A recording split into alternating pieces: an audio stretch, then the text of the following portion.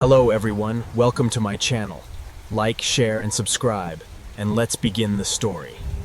Have you ever been driving on a long stretch of road? Who am I kidding? Of course you have.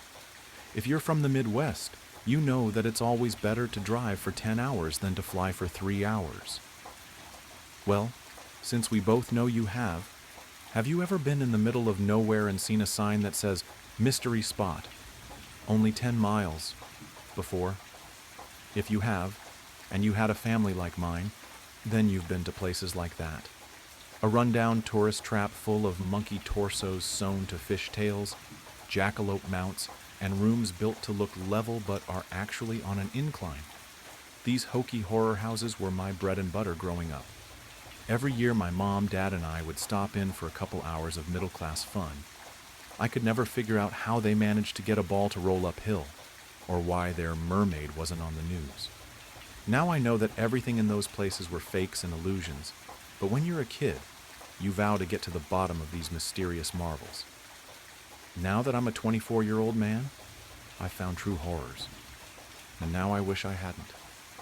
It all started when my favorite mystery spot went on the market. I went to the bank, got myself a predatory small business loan, and bought the place. The predatory nature of the loan didn't bother me. I was going to make millions. It was set back about a quarter mile from the road. The place was collapsing on its own weight. That wasn't what I was there for. I was bound and determined to be the first person to capture the Michigan dogman, dead or alive. Was it a werewolf? Was it a creature forgotten by Mother Nature? I didn't know. This creature has haunted me since I was in high school. I'll never forget the night my nightmares became my waking life. In November 2017, I was a 17-year-old football player. If you're from the north, you know just how dark it gets by 5 p.m. So at 7 p.m., it was dark. My dad had dropped me off at practice that afternoon. So my coach gave me and a few other teammates a ride home that night. We stayed late that night to strategize for the semifinals, so we left at around 7 p.m. Coach loaded 5 of us into his minivan and we shoved off. Shane was the first person to be dropped off because he lived in town. Then it was Devin. Then it was Bryson. Once it was down to Wayne and I, we started to drive down some back roads. We both lived off the beaten trail. Wayne lived close to the border of Hiawatha National Forest on a windy dirt road. Wayne and I were getting pretty rowdy in the back, talking about how we were going to dominate in the semifinals. Coach, as a joke, kicked Wayne out of the van. "Coach, all right, you got to walk back from here." As a willing participant, Wayne threw up his hands and got out of the car. The plan was that Coach was going to drive around the bend, turn around, and pick him back up. Coach and I were laughing as we drove away. Then we turned around. As we were driving back to Wayne, we saw in the headlights that he was hauling tail back towards us. The look in his eyes was of pure terror. I threw open the van door. "Wayne, drive!" Coach spun the van around and hit the gas. That was when the entire van started to shake. Wayne was screaming and crying, and Coach was using some very colorful language. I turned around and looked out of the back window. I saw glowing cherry red eyes. It looked straight into me, and I swear I heard it sat Brent. Did it know my name? Once it finally let us go and we got back to Wayne's house, we all got out, and that was when we noticed Wayne's leg. There was a huge bite that was leaking like a sieve. There was a matching bite mark on the rear bumper. Needless to say, Coach lost his job. He was ticketed for $1,000 and sentenced to 1 month in jail. Everyone knew Coach and knew that he wasn't being malicious, but the law was the law. The judge gave him the lower end of the sentencing, or else he would have been disbarred. Coach is still friends with Wayne's family all these years later. About a month after the initial incident, Wayne went missing. Unfortunately, that wasn't uncommon. Older teens and young adults constantly ditch this town. They hop on the freight train and try to make their way to Detroit. This was different. Wayne was my best friend. He never mentioned to me that he had any big city dreams. It was quite the opposite. He never planned on leaving. He loved this town. No one listened, but I know it had something to do with the dog man, and I dedicated the rest of my life to finding it. And Wayne. Wayne's parents assumed he was another victim of drug abuse. In our small town, you had three options. First, get a job at the paper factory and never leave. Two, skip town and look for a better life in a bigger place. Three, choose a substance and abuse the crap out of it. Unfortunately, option three was the most common in our town. Heroin and alcohol practically flowed through town like a river. Every year, someone would be found dead at the bottom of the dam just outside of town. If they managed to not die, they'd return to their families crying and begging, "Please forgive me," not knowing just how much they'd killed their families, how much this destroyed them. This is what Wayne's family thought happened to him. I believed something else. Unfortunately, I was the one who spiraled into the sinkhole that is substance abuse. After I lost my best friend, I tried everything: shrooms, LSD, cocaine, and heroin. It was during one of my binges that the idea struck me to buy the mystery spot. I had a vision of myself triumphantly displaying the beast that destroyed my life. My drug-fueled brain began to concoct the plan to capture the Michigan Dogman.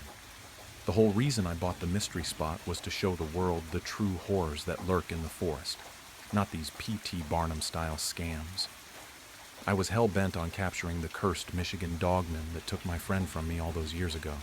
I had become obsessed with the idea that I could overpower it and put it on display for all the world to see. I'd studied the Michigan Dogman, and from my studies, there were three possibilities as to what this beast was. 1. A creature that has evolved alongside us, possibly an undiscovered subspecies of wolf. 2.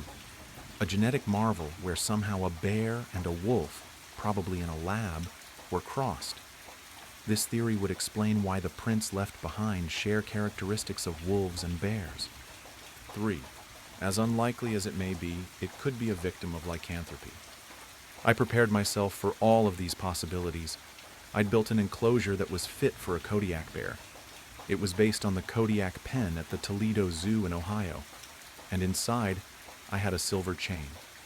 Making the silver chain was no small feat. Months of finding silver dollars, thrifting actual silverware, and buying damaged jewelry. I bought a forge and as many crucibles as it took. This creature was going to make me millions from ticket sales, and inevitably when the government decides to pay me to study the beast, I was certain that I had made a foolproof trap. I couldn't have been more wrong. It was a cold night in February. The moon was full, and I was at the last place I saw the Michigan Dogman.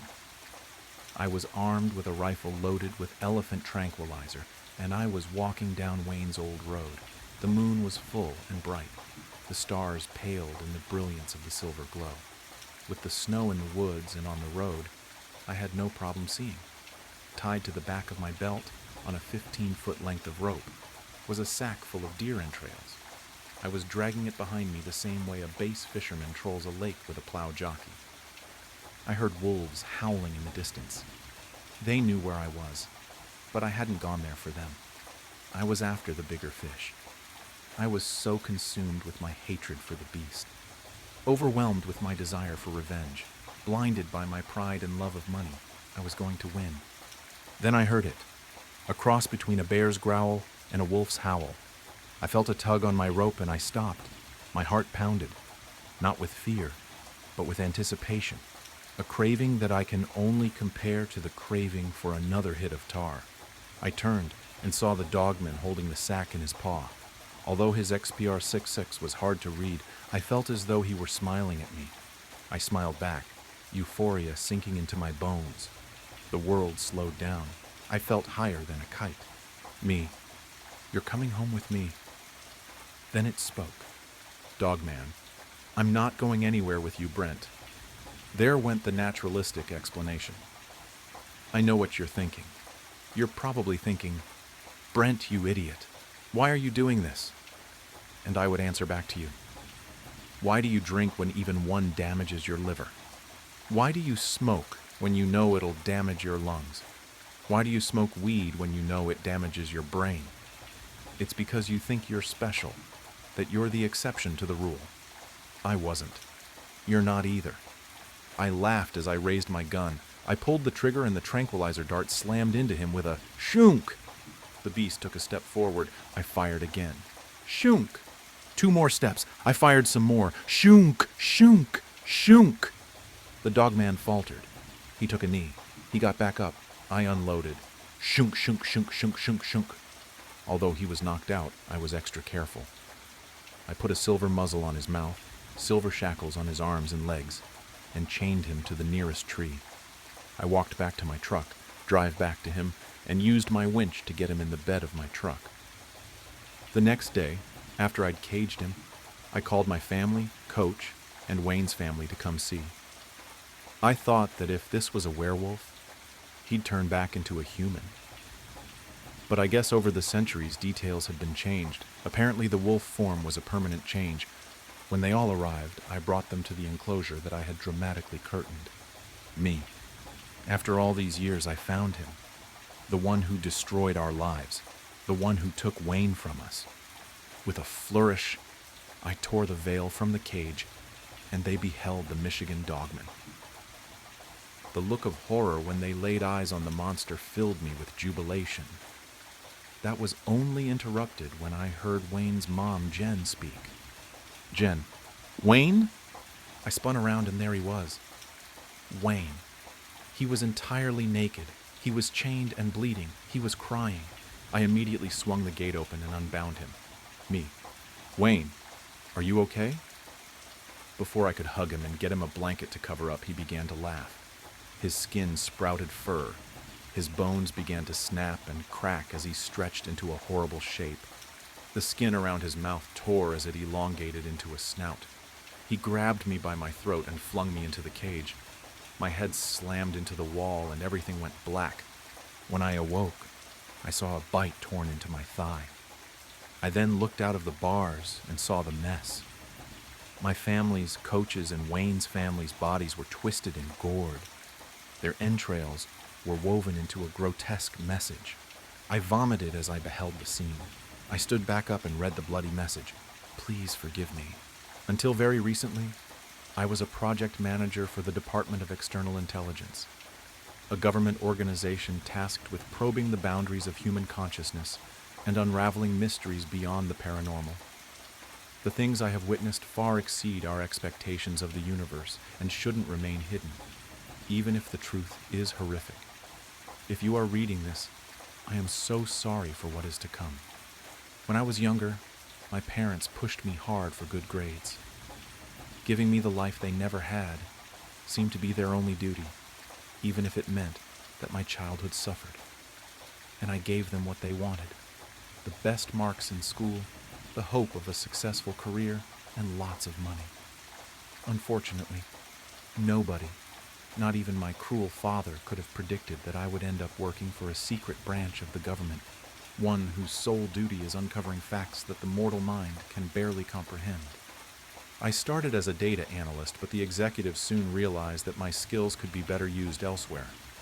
It took just a few tests for me to be introduced to the psychical experiment sector, aimed at identifying uses for psychic phenomena.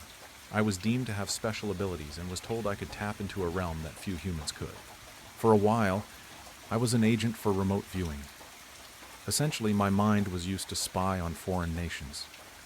With some meditative steps, I was able to visualize complex environments and assist our army in pinpointing the locations of enemy bases. Was this ethical? I don't know, but it provided me with a sense of accomplishment, so I continued to do it. The more important I became in my job, the more I had to hide from my family and friends. My parents died thinking I was a pencil pusher for the government, and the few relationships I've had have remained short due to my secret life. The longer I've stayed with the department, the more information I have been given. But it was only once I became appointed as a project manager that I learned details that, if leaked, would change the world forever. I'm sure you have noticed the increased sightings of UFOs, or UAPs, in recent years. Their frequency has been at the center of my new position in the department.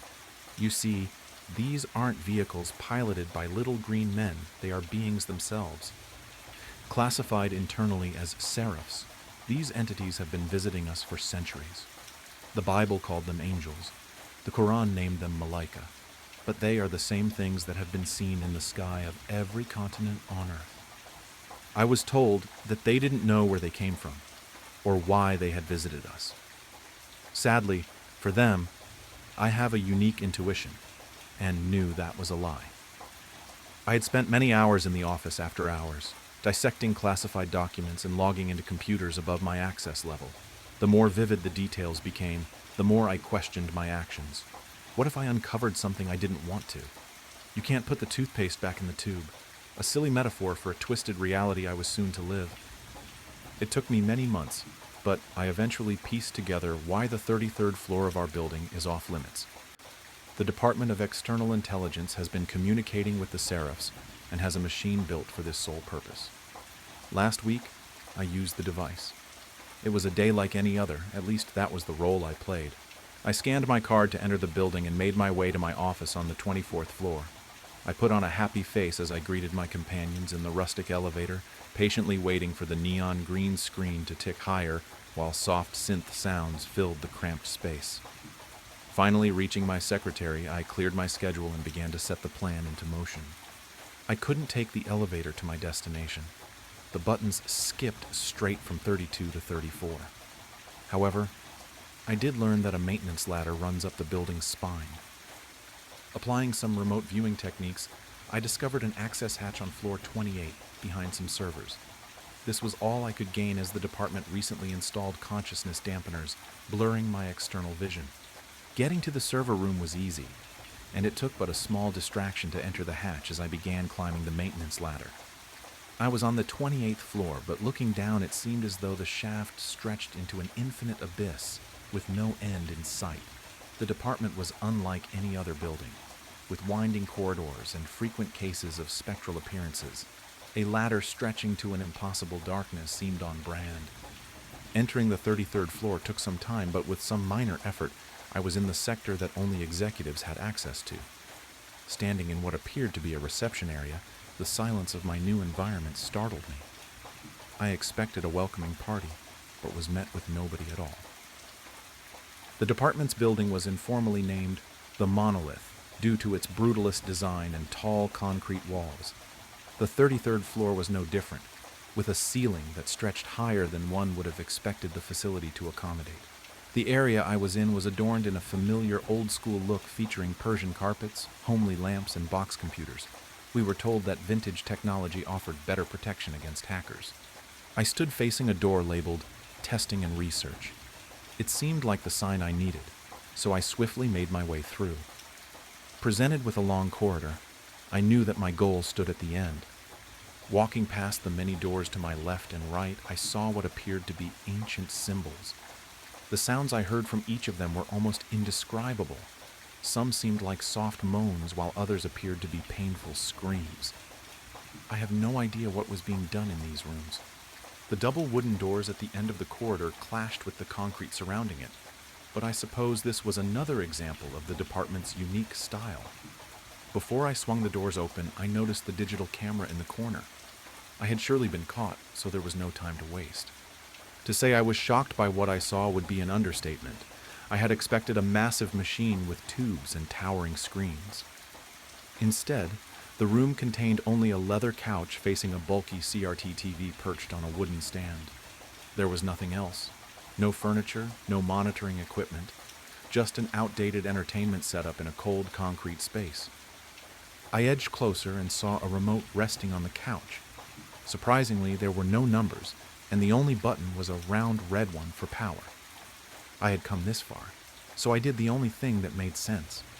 I sat on the couch, pressing the button.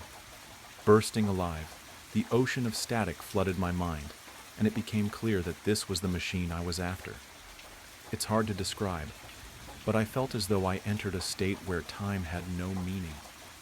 That's when I realized I wasn't alone. A seraph was there with me. I could sense them. It didn't speak words, yet I understood what was being communicated. Closer to a feeling, information appeared in my mind as though I manifested it, but I knew it was foreign. It was as though the seraph spent a few moments within my skin. At first I asked my pre-planned questions. I wanted to know where it came from and why it was visiting Earth. I quickly learned that languages developed by humans are a prime illustration of our insignificance in the universe. This is the best way I can put it.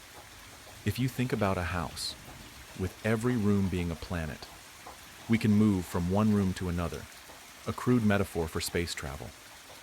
If we are sitting in the living room, the seraphs have always been here, in a place that occupies the same space but in reverse, mirrored dimensions, two areas next to each other, but because they are back to back, one doesn't notice the other. The seraph told me that the reason that so many of them have decided to visit us is that they are partaking in a great harvest. They have made their way through many universes, and now it was our turn. Human souls hold special meaning in their existence, and it is only through our death that they can be harvested. Through it all, I had no fear. The seraph comforted me and guided me along each stage of the conversation. It whispered wise truths and made me feel as though my normal life had been but a dream compared to true reality. With my mind barely comprehending the secrets I had learnt, the TV zapped off, leaving a brief imprint of static as it slowly turned pitch black. I had been told too much, perhaps more than I wanted, and so I ran to the door. By the time I had reached the floor's hatch, 2 department officials were already there to arrest me. Their voices appeared calm, yet their grip on the concussion devices remained firm. They had a clear intent to take me down with whatever force was necessary. What happened next, I don't remember. It seems as though a few minutes were wiped from my memory. I recall putting my hands behind my head in surrender. When I came to, my hands gripped the jagged edge of a broken lamp, with corpses slumped at my feet. 2 dead bodies lay before me, mangled into a portrait of ripped flesh. I had to escape. I would surely be locked up for something I don't remember doing.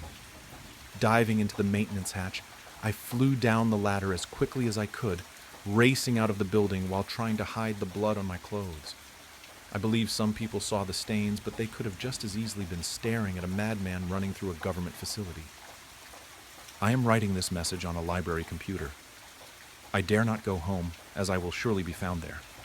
On the run for 7 days now, I don't know what is going to happen, but the world deserves to know the truth. Great pain and mass deaths are coming. I know this because the seraph has continued to talk to me, giving me instructions for the coming months. I refuse to die, and so I made a deal. I will help them. I will be a harvester in human form. In return, they will ensure that my soul remains eternal. My whole life I have been controlled by my father, by the department. But this pact was mine to make. For the first time in my life, I felt powerful. If you are reading this, I am so sorry for what is to come. Hold your loved ones tight and enjoy the time you have left. We will find you. You cannot hide forever. Don't let her fool you. I tilted my head as I read my mother's strange text. There was no context in a previous conversation or build-up to warrant the strange, cryptic message. I hadn't texted my mother in a few hours, and even then, it was to remind her to pick up dog food on her way home from church that night. "Who are we talking about?" I replied and waited. Nothing. My dog Lucy suddenly lifted her head before letting out a series of loud barks as she ran towards the front door. The unexpected loud noise caused me to jump in my seat. My dog stared at the door and barked intensely. The door's window looked obscured by the darkness of the night outside, like an inky veil hiding whatever was making my dog nervous just behind it. I slid off my gaming headphones and began approaching the door. As I stepped down the hallway towards the door, I felt a strange unease as I looked at the doorknob, unlocked. We always lock our doors once the sun sets, but with my parents gone and myself distracted by my game, the thought of doing so had escaped my mind. As I reached the door, I quickly moved my hand and locked it before flipping on the porch light. The curtain of darkness was pulled back to reveal an empty porch. I scanned what little of the yard I could see through the window, looking for any sign of movement in the darkness, but there was none. I shooshed my dog, assuming she was alerting over a bad dream or a reflection she saw in the window. She stopped barking, but remained alert, staring at the door with perked ears. I went around the house, locking the other 2 entrances before sitting back down on the couch. I took out my phone and looked down at my mother's message again. "Don't let her fool you." I clicked the call button. At this point, I was wondering if she had meant to send the message to someone else. If she hadn't, though, I wanted to know who the message was talking about and how they were trying to fool me. The phone rang a few times before going to voicemail. Lucy came over and sat down next to me, looking around the room with great unease. "What's gotten into you?" I said as I reached down and patted her head. Without warning, Lucy lurched to her feet and began barking intensely at the back door now. Startled, I tried calming her, but she refused to be pulled away or settled. "There is nothing out there," I said, as I ran my hand over the hackles across her back, her barking refusing to stop. I stepped to the door and pulled the string that opened the faux blinds that obscured the window. See, no one is there. I flipped on the light to the back porch to get a better view. As the light illuminated the porch, that was when I saw it on the door, something that was unnoticeable without the light from outside. A small round patch of fresh condensation on the outside of the window. I looked closer, not understanding at first what I was looking at or the implication it brought. I stepped back as the realization hit me like a ton of bricks. Something was just standing right outside my door. I jumped as I felt my phone buzz in my pocket. Taking it out, I could see a new text from my mother. "I need your help. I'll be home soon." I quickly began typing out a reply. "Mom, something weird is going on here. I think someone is walking around the house." After sending the message, I remembered the cameras my parents had installed on the four corners of the house. I figured if someone was sneaking around and looking for a way to break in, they would show up on the camera. The app buffered for a few seconds before opening to the live camera view. I sat surprised as I looked at the screen. 3 of the 4 cameras were offline. Confused, I opened the motion recording section of the app. Think perhaps the cameras caught something before going offline. Nothing. There wasn't a single recording on the app. It was as though all the footage had been deleted and the recording feature turned off. An even more eerie feeling began to creep over me. I gasped as I backed out to the live camera page. The last camera was now offline. I opened the phone app and hovered my thumb over the keypad, about to dial 911. It could be nothing. Just a dog acting strange, a random server issue with the cameras, and weird airflow causing the wet spot on the window. But I wasn't willing to take that kind of chance. If there was someone out there, then I needed someone here. I had just finished typing in the 3 numbers when a sharp series of knocks rang out from my front door. My heart sank and I flinched as Lucy ran back to the front door, letting out a new flurry of her aggressive barks. I stepped into the hallway and stared at the door. I could see the faint silhouette of a person standing on the porch, but any details were swallowed up by the darkness of the night. As I stared at the figure, I heard a voice coming through the door. "Sweetheart, it's me. Come open the door." The voice sounded familiar, but completely new at the same time. "Who's there?" I called out, taking a few steps down the hallway. "It's your mom, silly. I forgot my keys when I left for the store. I need you to open the door so I can get started on dinner." A cold chill ran down my spine. My mother has a unique voice. Whoever was standing on the other side of the door was trying to replicate it. Certain parts of the cadence were spot on, but little things just felt wrong. "My mother is at church," I called out. "I don't know who you are, but you need to leave now before I call the police." A thick silence filled the air as I waited for a response. "I picked up some cosmic brownies at the store. I know they are your favorite. Please come open the door for me."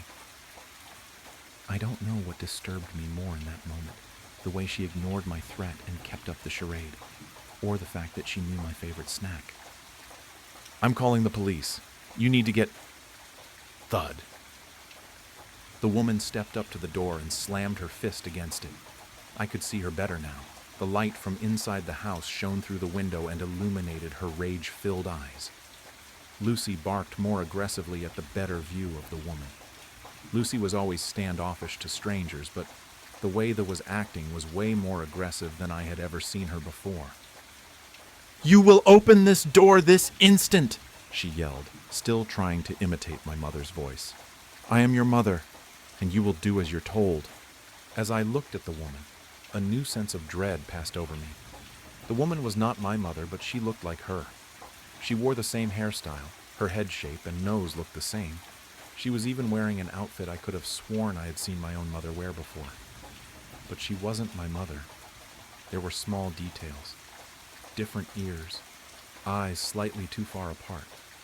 The woman looked as though her and my mom could do the doppelganger trend together. At a passing glance, you might mistake the two, but I knew my mother, this wasn't her. I hit the call button on my phone and placed it to my ear as I stepped back further from the door, the quiet ringing sound music to my ears. "I'm calling the police now," I yelled. "Get out of here!" Thud. Thud. The woman's fist slammed against the window of the door. "Open the damn door!" she screamed, no longer hiding behind the imitation. "You will listen to your mother, or I'll give you a reason to be afraid." The 911 operator picked up and asked me what the emergency was, her calm, questioning voice feeling inappropriate given the fear I was feeling in that moment.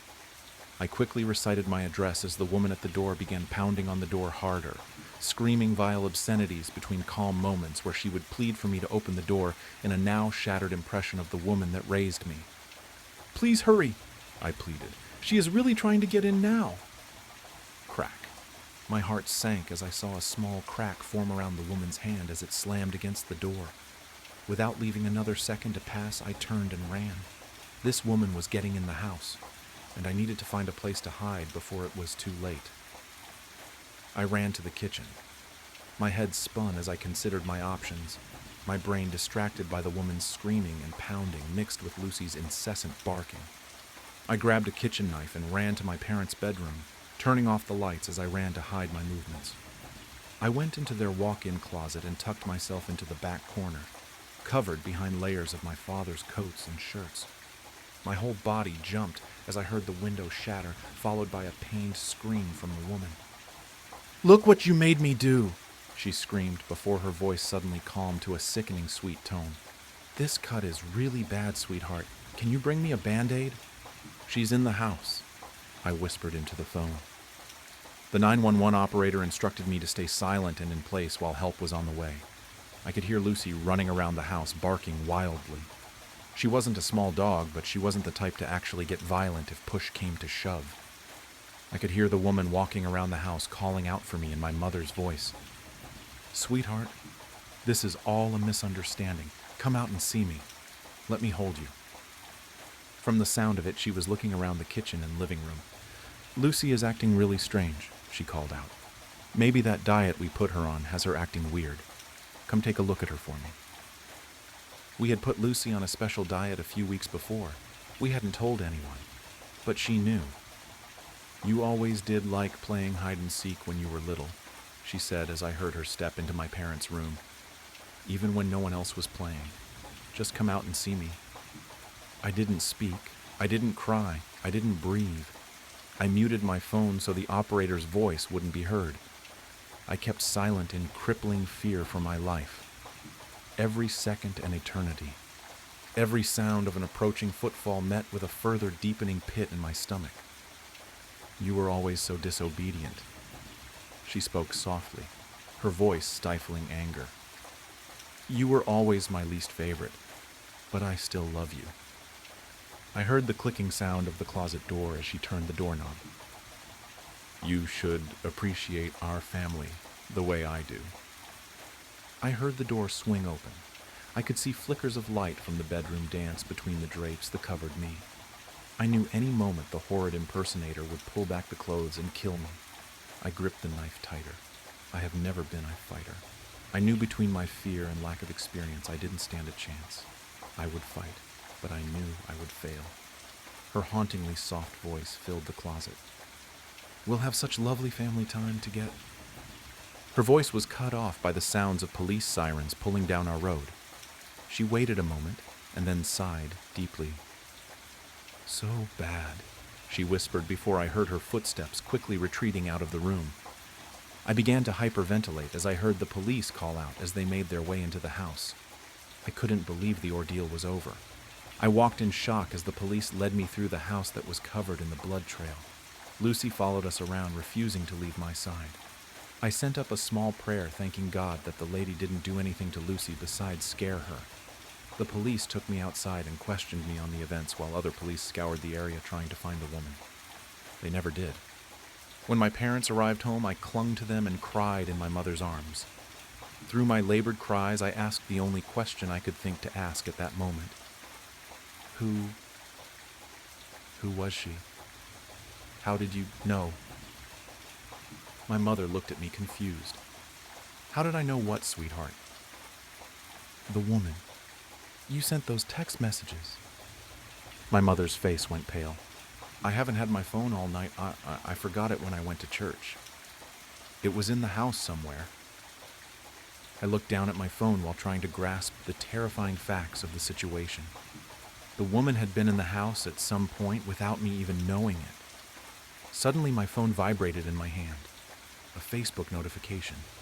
My mother had tagged me in something. I opened the notification for my phone to take me to a small, simple post only a few seconds old. It was 2 pictures.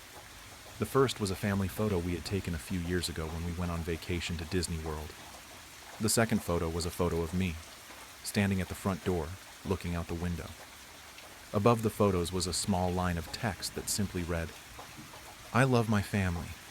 Returning from the Amazon was one of the most exhausting and exhilarating experiences of my life. That trip to South America had been the perfect escape from my suffocating routine as a rising attorney in the United States. After years of hard work, I'd secured a solid position at Marston and Associates, and with a recent promotion offer, life finally seemed to be heading in the right direction. But since I returned, something hasn't felt right. It began with a faint itch on my left arm just below the elbow. At first, I thought it was just a mosquito bite, inevitable after weeks in the Amazon rainforest. I didn't pay much attention to it. I applied some ointment, took an antihistamine, and carried on. But the itch wouldn't go away. 2 days later, it worsened.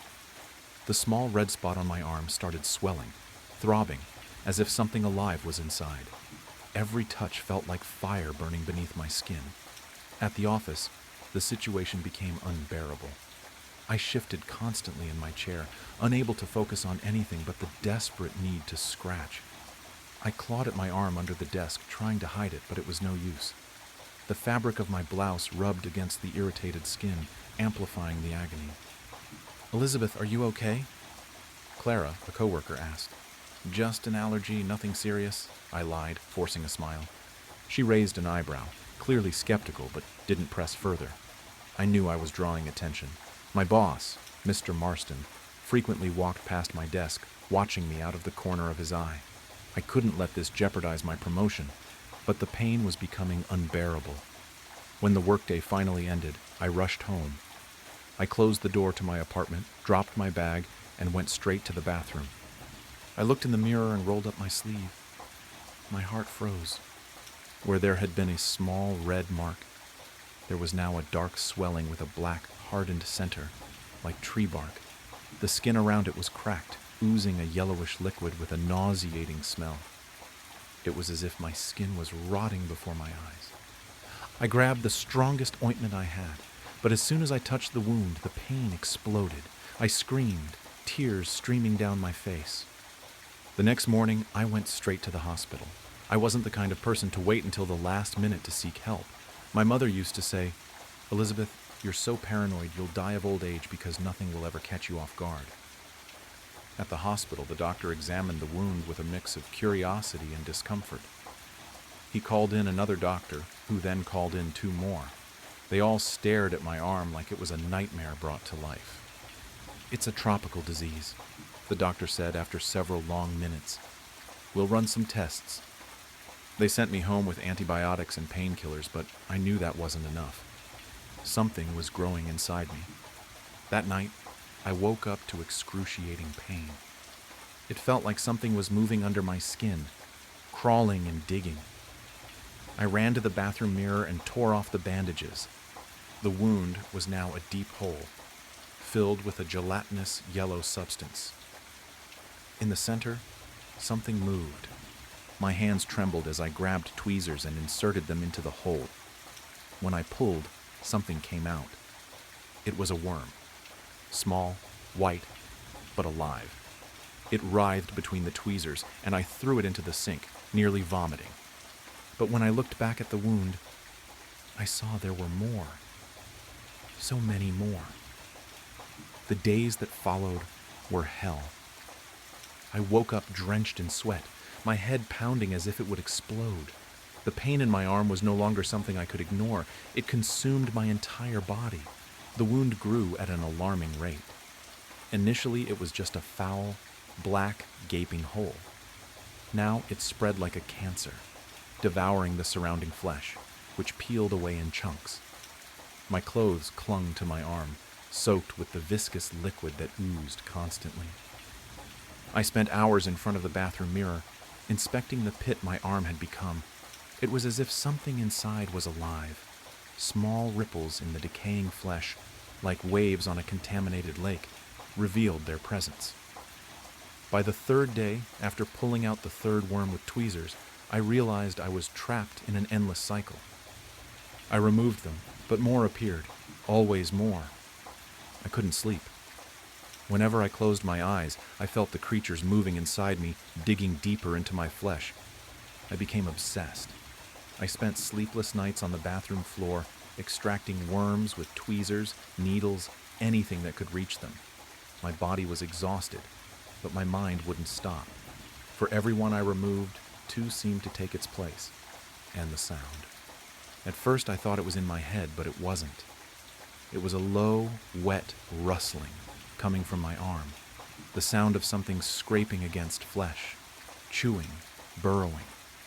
By the fifth day, the nightmare reached a new level. My left hand went numb. I tried to move my fingers, but they wouldn't respond. When I looked at my arm, the swelling had spread. The skin around it was translucent, almost see-through, revealing long white shapes writhing beneath, rivers of larvae flowing through my body. I vomited on the bathroom floor, the stench of bile mixed with the rotting smell of my arm, making the air unbreathable. I knew they were growing, and I knew they wouldn't stop. It felt like a legion of burning needles was piercing my skin, deeper and deeper each time. The wound was growing alarmingly. At first it was just a black, fetid hole in the center of the swelling.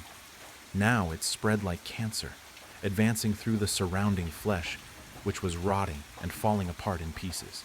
My clothes started to stick to my arm, soaked with the viscous liquid that kept dripping constantly. The smell was nauseating, a mix of rotten meat and something chemical, acidic, that seemed to burn my nostrils. I spent hours in front of the bathroom mirror, inspecting that hole that had become my arm. It was as if something inside it was moving. Small ripples in the rotting flesh, like waves on an infected lake, showed that they were there.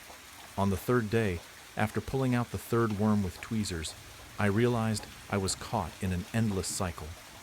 I would remove them, but more would appear, always more. I cried out of frustration and disgust. "Get out of me! Get out!" I screamed, my voice hoarse and desperate, but the worms didn't obey. Each night was worse than the last. I couldn't sleep. Every time I closed my eyes, I could feel the creatures moving inside me. The mere thought that they were digging through my flesh kept me awake. I became obsessed. I spent the night sitting on the bathroom floor, pulling out worms with tweezers, a needle, anything I could reach. My body was exhausted, but my mind never stopped. Every time I pulled one out, it seemed like two more appeared. I began to hear sounds. At first, I thought it was just in my head, but it wasn't. It was a low rustling noise, like something wet brushing against flesh, gnawing, burrowing. I knew they were growing. On the fifth day, hell reached a new level. My left hand began to tingle. Then it went numb. I tried to move my fingers, but they wouldn't respond. When I looked at, I start. My skin was greenish and damp, gleaming with a sickly, oily sheen. I called an Uber to take me to the hospital. When the driver stopped in front of the building, I hesitated for a moment. I tried to cover my arm with a cloth to hide the deplorable state it was in, but the fabric quickly became soaked with the yellowish liquid that leaked incessantly. I got in the car, hoping he wouldn't notice. Good morning, I tried to say, but my voice came out hoarse, almost inaudible. The driver, a middle-aged man with a friendly expression, smiled through the rearview mirror, but his expression changed as soon as the smell reached him. "Are you okay?" he asked, wrinkling his nose and cracking the window a bit. "It's just an infection. I'm going to the hospital." He nodded but kept the windows open throughout the entire ride. I saw him rub his nose several times, and his glance in the rearview mirror was filled with distrust. The smell was getting worse. It was the smell of death. When I finally arrived at the hospital, I staggered through the front door. The people in the waiting room instinctively moved away, some covering their mouths, others wrinkling their faces in disgust. I was taken directly to the emergency room. The doctor who attended to me was the same as before, but his serious expression indicated that he knew the situation had gotten out of control. He could barely hide his own reaction to the smell. "Elizabeth, what happened?" he asked, while putting on gloves and a mask. I don't know. It's getting worse. It's growing." He looked at my arm, now practically unrecognizable. The wound had turned into a grotesque opening filled with necrotic flesh and viscous secretions. The center pulsed as if it had a life of its own, and the edges were covered in small worms crawling in and out, as if they were digging tunnels. It was as if they were digging tunnels. "We need to act immediately.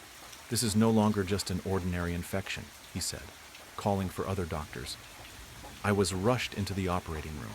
The nurses' faces were a mix of professionalism and horror, as if they were trying not to think about what they were seeing. The room was cold, and the bright lights reflected off the metal surgical instruments. "We'll need to amputate the arm, Elizabeth," the doctor said, holding my healthy hand to try to comfort me. "There's no other option. It's spreading too quickly." I simply nodded. I no longer had the strength to protest. All I wanted was for it to stop. They sedated me partially, but I remained conscious enough to feel the first incision. When the scalpel cut into the flesh around the wound, a collective scream echoed through the room. Larvae were raining down. From the cut, a torrent of white worms exploded like a geyser. They were larger than the ones I had seen before, thicker, almost translucent, with quick and frantic movements. The nurses recoiled, some screaming, others dropping instruments on the floor. "My God," murmured the doctor, while trying to stay calm. The worms fell to the floor and began to spread throughout the room, crawling in all directions. The stench emanating from them was even stronger, a wet, rotting smell that seemed to fill every corner of the space. The doctor continued cutting, desperate to sever my arm from the rest of my body. But the worms didn't stop. They appeared from every side, burrowing into my flesh as if they were living roots, connected to my own body. The pain was unbearable, even with the sedatives. I could feel every movement, every bite, every slide of their viscous forms. "We need to finish this now," the doctor shouted, wielding a surgical saw to cut through the bone. But as he began to saw, more worms came out, this time faster, as if trying to escape. One climbed up his glove, crawling to his wrist. "Get this off me," he shouted, as another nurse tried to help him. The operating room was in chaos. The floor was covered in blood, pus, and worms. Surgical instruments were scattered around, and the nurses didn't know where to run. I could feel that this wasn't going to end there. The arm wasn't the only place they were. They had already spread throughout my entire body. "Doctor," I whispered, my voice almost inaudible. "It's no use. They're everywhere." He looked at me, his face pale and filled with horror. For a moment, I thought he was going to pass out. "Elizabeth, I'm so sorry." And then my vision darkened. I looked at my hands, but they were no longer mine. My skin was full of holes, and worms were coming in and out as if I were just a vessel. The basement was cold and damp, the air thick and stale. He stood there towering, his head nearly brushing the ceiling. His features were long and slender, limbs stretched unnaturally. His arms hung low, fingers almost grazing his knees. His legs, thin and bone-like, made him stand at an impossible 12 feet tall. His mouth stretched wide, too wide. an unnatural stretched mouth that revealed nothing but a black void inside. His eyes, deep and hollow, were pits of endless darkness, a void that seemed to pull everything in. I don't remember how it got there or how it even got inside. All I know is I locked it deep in my basement where it couldn't come out. Well, that was until I found the basement door wide open. "Hello," I said, staring into the dark basement that yawned open before me. My voice felt small, swallowed by the shadows below. Fear crawled up my throat, thick and sour like I might throw it up. I slammed the door shut, my hands shaking. Then I heard it, soft, rattling noises from the kitchen. Gentle, deliberate, like something was moving in there. Something was in the house with me. I moved deliberately, each step slow and careful, my breath caught in my throat. I watched my surroundings, making no noise as I crept toward the kitchen. And then I saw it. The creature from my basement stood at the sink, its towering frame hunched awkwardly beneath the ceiling. It stared out the window, motionless, its long, slender limbs hanging at its sides. It didn't move. It didn't make a sound. It just stood there, like it belonged. My heart slammed against my ribs as I bolted for the front door, feet barely touching the ground. I didn't dare look back. I didn't need to. The roar came first, splitting the air like a thunderclap. It wasn't human. It wasn't animal. It was deep, raw and wrong, vibrating through my bones, rattling my teeth. My legs nearly gave out from the sound alone, but fear shoved me forward. I hit the door hard, bursting into the cold night air. My car was just ahead, parked in the driveway. My keys. I needed my keys. My hand dove into my pocket, fingers trembling as I fumbled them out. Behind me, the door exploded open with a splintering crack. Heavy, unnatural footsteps pounded against the ground, fast, too fast. I didn't have to see it to know it was coming. I could feel it closing the distance. I reached the car, yanked the door open, and threw myself inside. My hands shook so badly the keys slipped from my fingers and hit the floor mat. No, no, no. I grabbed them again, forcing the key into the ignition. The engine sputtered, coughed, the sound of death. The creature lunged from the doorway, its long, bony limbs propelling it forward in a blur of twisted movement. It was nearly to the car. The engine roared to life. I slammed the gear into reverse, tires squealing as I stomped the gas. The car jolted backward, throwing me against the seat as the creature lunged, just barely missing the hood. Its empty black eyes locked onto mine for a split second, burning into me before I peeled out of the driveway. I didn't stop. My foot stayed pressed to the floor, the car flying down the long, dark street. The night swallowed everything around me, but I didn't care where I was going, as long as it wasn't back there. Days passed. I barely slept, holed up in a cheap hotel on the edge of town. The room smelled like old cigarettes and stale air, but it didn't matter. It had 4 walls and a locked door. Every night I checked the window, just to be sure. That night was no different. I pulled back the curtain, heart already racing before I even looked. The parking lot below was empty, streetlights flickering weakly against the dark. For a second, I let myself believe I was safe. Then I saw it. Beyond the lot, past the stretch of cracked asphalt and the rusted chain-link fence, the woods began, thick black trees rising like jagged teeth. And there, just at the edge where the trees met the night, it stood. The tall, twisted figure. It didn't move. It didn't blink. It only stared, watching me from the shadows. It found me. In an instant, I yanked the curtains shut, heart slamming against my ribs. My breath came in quick, shaky bursts. I sprinted to the door, peering through the peephole. Nothing. The hallway outside was empty, still and quiet.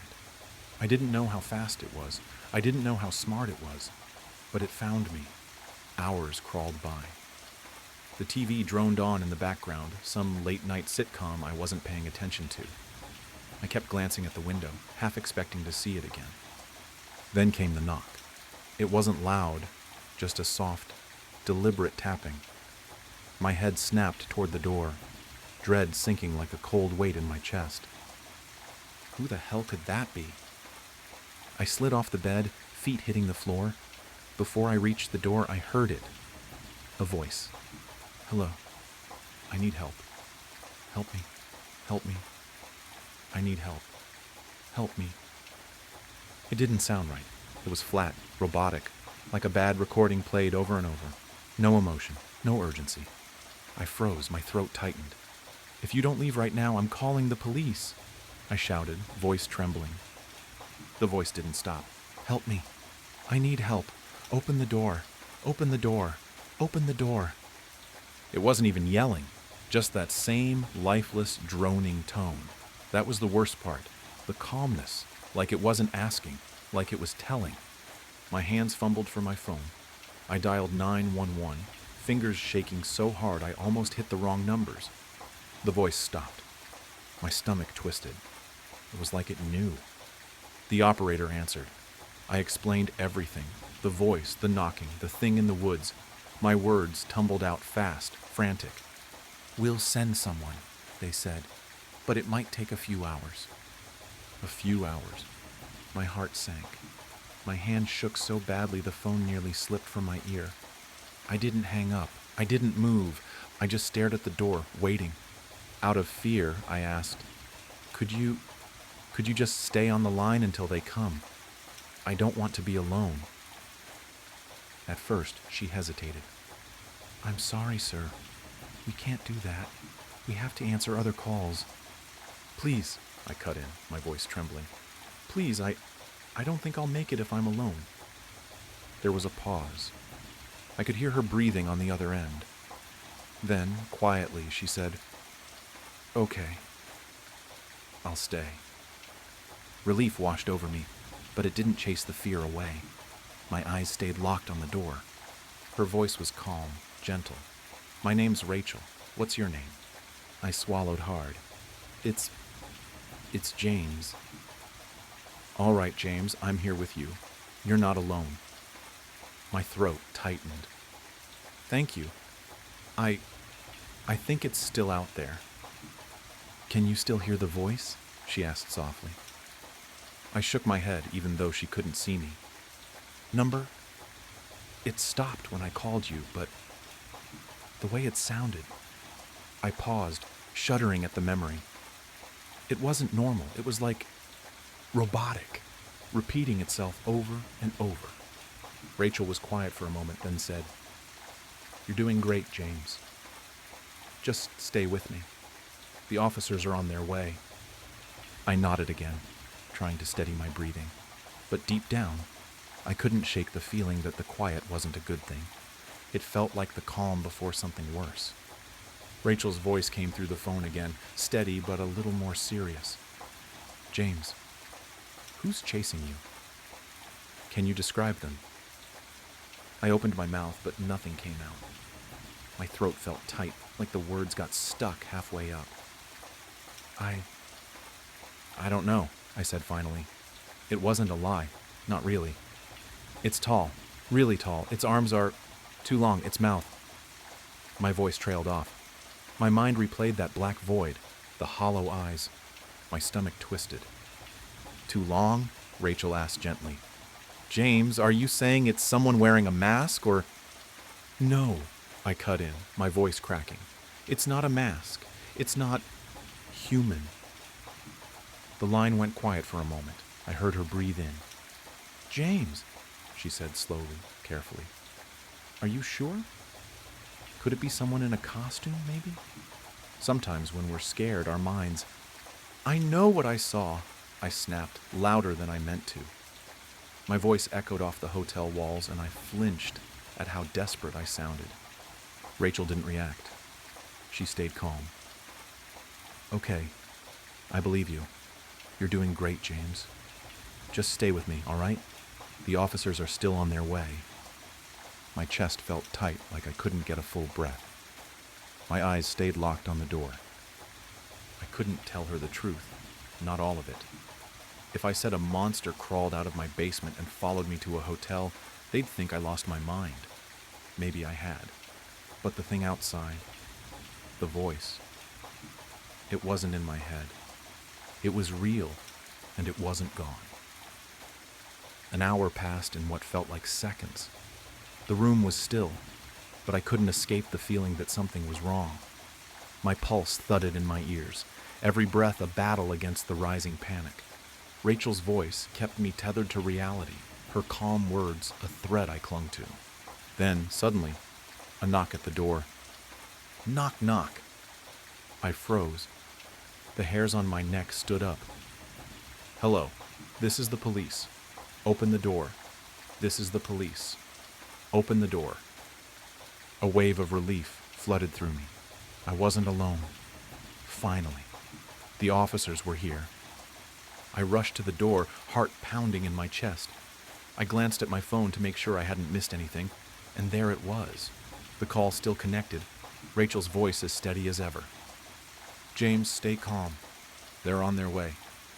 I could hear the muffled voice of the officer outside, repeating the same line. The door was within reach.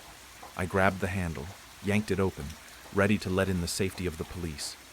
But there it stood, the creature.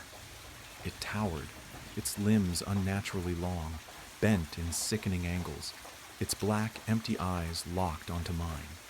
The grin that stretched across its face was wide and chilling, too wide. I looked down at my phone in my trembling hands.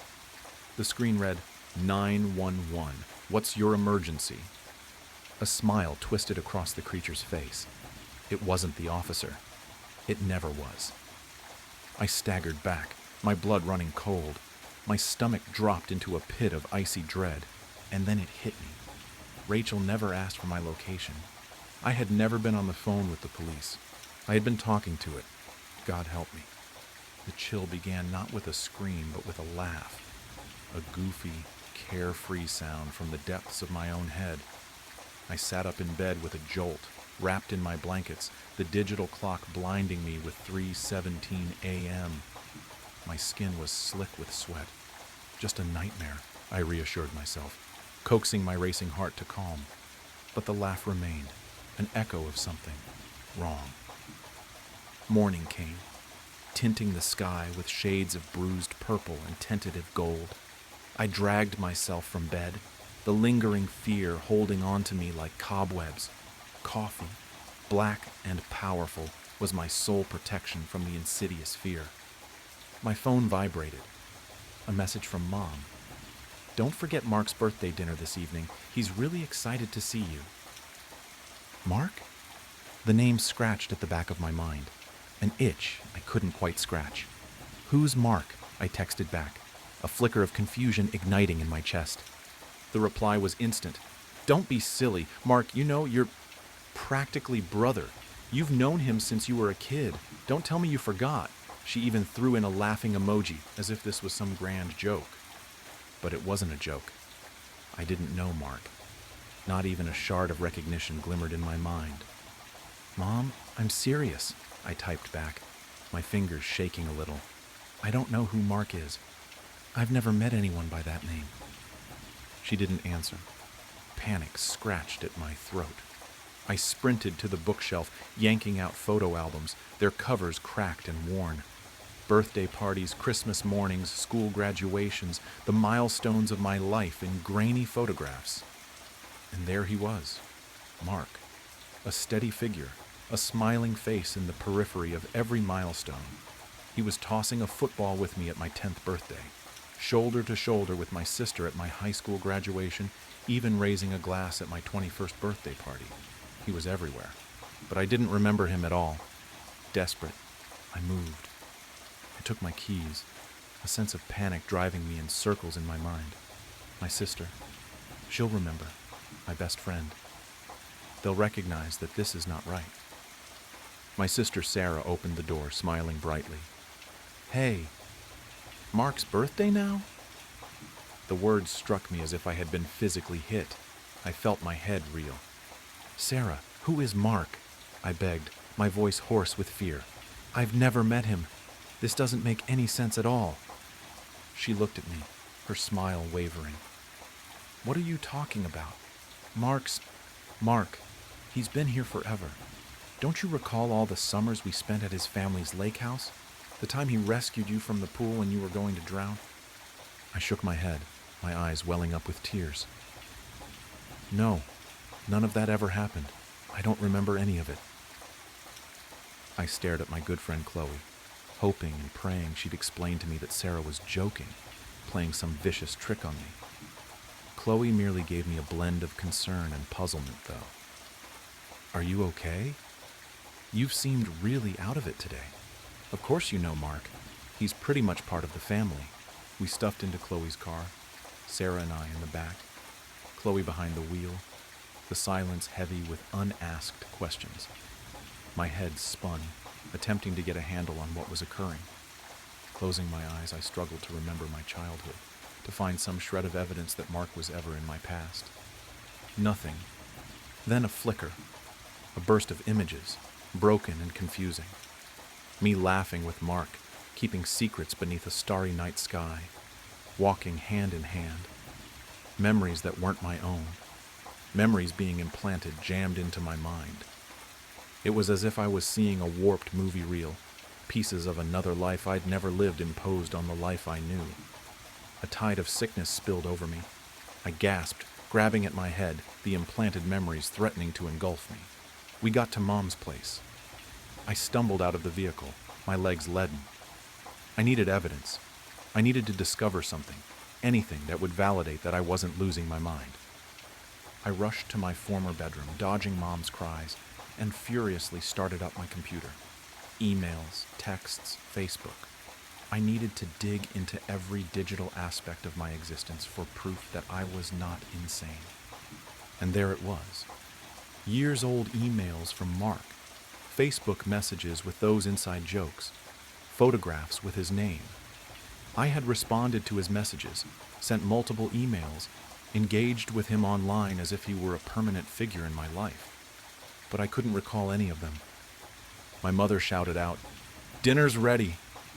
Her voice sounded abnormally cheerful, almost forced. I came out of my room, my heart racing against my ribcage, a chill of fear in my belly. And that's when I saw him. He was in the living room, standing beside my mother, his arms slung carelessly around her shoulder. Mark. He wasn't what I imagined, not ugly, not terrifying, just normal. Average height, brown hair, forgettable features. He resembled the kind of person you'd pass on the sidewalk and never give a second glance. And yet, his presence dominated the room with an overbearing weight, a crushing feeling of wrongness. His gaze met mine, and a slow, creepy smile crossed his face. It wasn't a welcoming smile. It was a smile that knew something I didn't know. A smile that threatened something awful was going to occur. It was the smile of a predator. A shock, a shivering breath. I awoke. 3:17 a.m. again. Sweating, I sat upright in bed, my heart pounding against my ribcage. This time the giggle wasn't a distant whisper. It was nearer, more tangible. My phone beeped. Mom again. "Don't forget Mark's birthday dinner tonight. He's really looking forward to seeing you." The message was the same, word for word. I hurled the phone across the room, a strangled cry escaping my mouth. It was happening again. This was not a dream. This was real. I got out of bed, clamoring for something that would ground me in the real world. I glanced at my room, hoping for something, anything, that would attest to the fact that I wasn't going crazy. My eyes landed on a framed photo on my dresser. It was one of my dad and me, taken when I was a child. I hadn't seen it in years. Except, it wasn't just my dad and me anymore. By my dad's side, his arm slung over my shoulder, was Mark. The same bland face, the same creepy smile. He had taken my father's place in my own mind. I could feel a scream rising in my throat, a raw howl of rage and terror. My memories were being stolen from me, rewritten, replaced with this thing. I sprinted to the mirror, gazing into my reflection, searching for any indication that I was indeed myself. A few seconds passed before the edges of my reflection's mouth twisted into that same unnerving smile. It leaned in and said softly, "You're ready, kiddo." The voice was mine, yet It wasn't me. I slammed the door closed and I ran, pushing open my bedroom door. Mark was there, leaning against the doorframe, arms crossed, that awful grin on his face. "Why are you doing this?" I gritted out, my voice shaking. "What do you want?" He merely laughed, that low, queasy sound. "I'm not doing anything," he told me, speaking in a low, strangely calm voice. "You're always doing this." He grasped my arm, his hold much stronger than I expected, and steered me toward my Aunt Mina's. It had been years since I'd last seen her. Why would he want to see her? "I want to go inside with you," he murmured into my ear. I barely heard him. We arrived at Mina's house. There was a frantic hope that leapt within me. Perhaps she knew. Perhaps she remembered the world as it ought to be. The world before Mark. I ran up to the door, knocking frantically until Mina opened it, her eyes opening wide with shock. "What are you doing here?" she asked, fear creeping into her voice. "You shouldn't have come." "Mina, please," I pleaded, grasping her hands. "You have to assist me. I don't know what is occurring. My memories, they're being altered. There is this man, Mark. He is taking the place of everyone I know. Mina stepped back, her face twisted in terror. "They're going to make you right," she breathed, her eyes flicking towards Mark, who stood behind me, his eyes following me with the same knowing grin. "They want to make you right before they wipe you out." "Wipe me out?" I breathed, my blood congealing in my veins. "What do you mean?" "Wipe me out of what?" Mina paused, her eyes shining with a desperate, entreating expression. "You're not the first," she whispered. "There was one before you, and they'll do it again. They'll replace you, the way they replaced her." "Another me? Replaced?" My head spun, attempting to follow through the urgency of her words. "I was a replacement? For another person?" I parted my lips to speak to her further, to require answers. But then, it occurred. Mina's eyes turned glassy, her muscles locked up, and her face blanked out. Her pupils expanded, her eyes losing all familiarity. It was as if a switch had been thrown, removing everything that made her. Her. "Mina?" I whispered, gently shaking her. "Mina, can you hear me?" She blinked, her eyes now vacant and clear. "Oh, hey," she said, her voice now cheerful and light, as if nothing was amiss. "What are you doing here?" She remembered nothing. She remembered no conversation. She remembered no fear in her eyes. She remembered no warning she had just issued me. She had been erased. Mark moved towards me, putting a hand on my shoulder. "See?" he whispered, his voice soothing and gentle. "I told you. You're always doing this." "Do what?" I breathed, my voice breaking. "What am I doing?" He grinned, a slow, predatory smile that made me shiver. "You always forget." "Celine." The world exploded in a shower of glass and screaming metal. One moment I was driving, the wipers fighting a losing battle against the torrential rain, blurring the already indistinct highway markers. The next, there was a deafening roar, a bone-jarring impact that stole the breath from my lungs, and then silence. An unnerving, absolute silence that should have been filled with the shriek of tearing metal, the shattering of glass, the pained cries of the injured. But there was nothing. Only a suffocating stillness, broken only by the rhythmic thump of my own pulse, a frantic drum against the sudden unsettling quiet. My head throbbed, a dull ache that pulsed in time with the frantic beating of my heart. I tried to move, to assess the damage, but my limbs felt heavy, unresponsive. Slowly, tentatively, I opened my eyes. The interior of the car was a mangled mess. Twisted metal clawed at the darkness. Shards of glass glittered like malevolent stars scattered across the crushed dashboard. Rain poured in through gaping holes in the roof, slicking the already sodden fabric of my seat. The air smelled metallic, acrid, like blood and burning rubber. Yet I felt nothing. No searing pain, no broken bones, not even a scratch. It was utterly surreal. I should be bleeding, screaming, possibly unconscious. Instead, I was remarkably intact, sitting amidst the wreckage of a catastrophic accident, experiencing only a dull throbbing in my head and a rising tide of disorientation. The silence was the most unsettling aspect. The absence of sound was more terrifying than any scream. It was a silence that pressed in, suffocating, amplifying the disquiet. It was as if the very fabric of reality had been ripped apart and then hastily stitched back together, leaving this grotesque, silent void in its wake.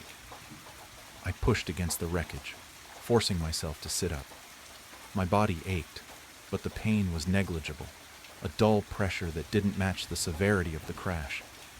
I looked around. The highway stretched before me, a dark, rain-slicked ribbon winding into the night. There were no lights, no other cars, just the relentless downpour and the crushing weight of the silence.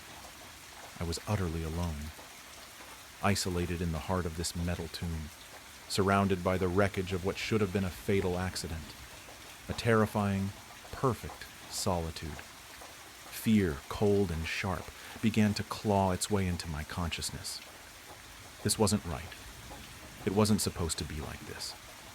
Accidents like this resulted in casualties, injuries, chaos, and noise. Yet here I was, miraculously unharmed, adrift in a sea of silent destruction. The incongruity of it all was deeply unsettling. The dissonance between the catastrophic reality of the mangled car and my own unscathed body, a gaping chasm that threatened to swallow me whole. A feeling of unreality, of profound wrongness, settled over me like a shroud. The rain continued to fall, washing over the wreckage, blurring the already indistinct shapes around me. I tried to focus on the details, to ground myself in the reality of the situation, but the silence persisted, a constant, ominous presence that heightened the sense of unreality. It was like a suffocating blanket, muffling everything, even my own thoughts. The world felt strangely muted, as if I were watching a scene unfold from behind a thick sheet of glass. Or perhaps I was already behind that glass, separated from the world by a silent, impenetrable barrier. I eventually managed to clamber out of the crushed vehicle, the metal groaning in protest under my touch. The rain continued its relentless assault, plastering my clothes to my body, soaking me to the bone. The ground beneath my feet was a mixture of mud and broken glass. Each step I took sent a shiver down my spine, a visceral reminder of the horrific event that should have left me shattered. Yet here I was, eerily intact. As I stumbled away from the wreckage, I caught a glimpse of myself in the reflection of a shattered car window. My face was pale, drawn, etched with the shock of the near-death experience. But there were no cuts, no bruises, no blood, not even a single scratch. My skin was flawlessly smooth, unblemished, a stark contrast to the brutal reality of the scene surrounding me. The realization slammed into me with the force of a physical blow. Something was deeply, horribly wrong. More than wrong. Impossible. This wasn't just an accident. It was something else. Something far more sinister. Something beyond comprehension. The implications hung in the air, heavy and suffocating, and my heart began to pound in my chest once more. This time not with the shock of the impact, but with a terrifying sense of impending doom. The silence remained, a constant, chilling companion, a stark testament to the unsettling and impossible nature of my survival. The rain continued to fall, a bleak and unforgiving curtain drawn over the unfolding horror. The rain had stopped, leaving behind a world washed clean, sterile almost, a stark contrast to the chaos I had just escaped. The silence, however, remained, a heavy, oppressive blanket stifling any lingering hope of normalcy. I ran a hand over my cheek, expecting the rough scrape of gravel against my skin, the sting of a fresh wound. My fingers encountered only smooth, flawless skin. The memory of the searing pain, the impact, the feeling of being crushed, all impossibly vivid, were juxtaposed against the cold, unblemished reality of my own body. Where were the abrasions, the cuts, the bruises that should have been decorating my skin like grotesque tattoos? There were none. My skin was flawless, an unsettling testament to something beyond explanation. Panic, raw and visceral, threatened to overwhelm me. I examined my arms, my legs, every inch of my body, searching for some physical sign, some evidence to confirm the horrific reality of the accident. But my skin remained strangely pristine, untouched by the carnage I had just survived. It was as if the accident had happened to someone else, a spectral twin, leaving me untouched, an anomaly, a ghost in my own life. The thought twisted in my gut, icy and sharp, a constant reminder of the impossible truth. The rational part of my brain screamed for an explanation. Maybe it was shock. Maybe the rain had washed away any superficial injuries. Maybe I was hallucinating. But the mangled wreckage of the car, the persistent silence, the chilling absence of any physical trauma, all these facts contradicted the possibility of hallucination. This wasn't a dream. This was an impossible reality, a nightmarish paradox that defied all logic. And the silence. Oh, the silence. It was the most terrifying aspect, a constant, chilling presence that amplified every unsettling detail. The rising sun cast a pale, weak light on the scene, revealing the full extent of the devastation. The car was a twisted, mangled mess, a monument to destruction. Yet I stood beside it, unscathed, a living paradox in a world that didn't seem to acknowledge my existence. It was like a cruel joke, a dark comedy played out in the silent aftermath of a catastrophic event. The impossible silence gnawed at my sanity, a constant reminder of my improbable survival. I stumbled towards the nearest road, hoping to find help, to have someone confirm the reality of my situation, or perhaps to help me understand its absurdity. The road was deserted, the emptiness mirrored by the desolate landscape. The world was mute, watching me with a silent, unnerving gaze. Hours have passed, and there was still nothing, or so I thought. As I walked towards town, I could have sworn that I was seeing someone following me, someone that was just always out of my eyes, even outside of my peripherals. "Show yourself!" I began yelling out, but it seems that maybe I jumped the gun. I continued on my long journey back home, still without passing a single soul. I finally made it back home, but things seemed wrong. I saw my wife, and she was crying. She was sitting down on the couch wiping tears as she was on the phone, and without a moment of hesitation she took off in a hurry. I could not figure out why, though. But there was no use following her on foot, so I just waited. I waited, and waited for hours, watching television and browsing the web until the door opened and my wife came in. But someone was behind her, wrapped up with bandages. I was staring until I finally realized who it was behind my wife. I was looking at me. I don't even know how this is possible, but seeing my own face made me feel lightheaded. A wave of nausea hit me so hard I had to grip the wall before my legs gave out. My vision blurred as I steadied myself, but my eyes stayed locked on the scene unfolding before me. My wife guided me, or whatever it was, into our bedroom, gently laying him down. She stayed by his side for a while, smoothing the sheets, brushing the hair from my forehead, whispering things only meant for me. Then she left. That's when he turned his head. For the first time since the accident, he looked directly at me. My breath hitched as I saw my own reflection in his darkening eyes. No, not darkening, blackening, as if ink was bleeding through them, swallowing the whites whole. "That sure was a close one," I heard my own voice say, though it didn't feel like mine.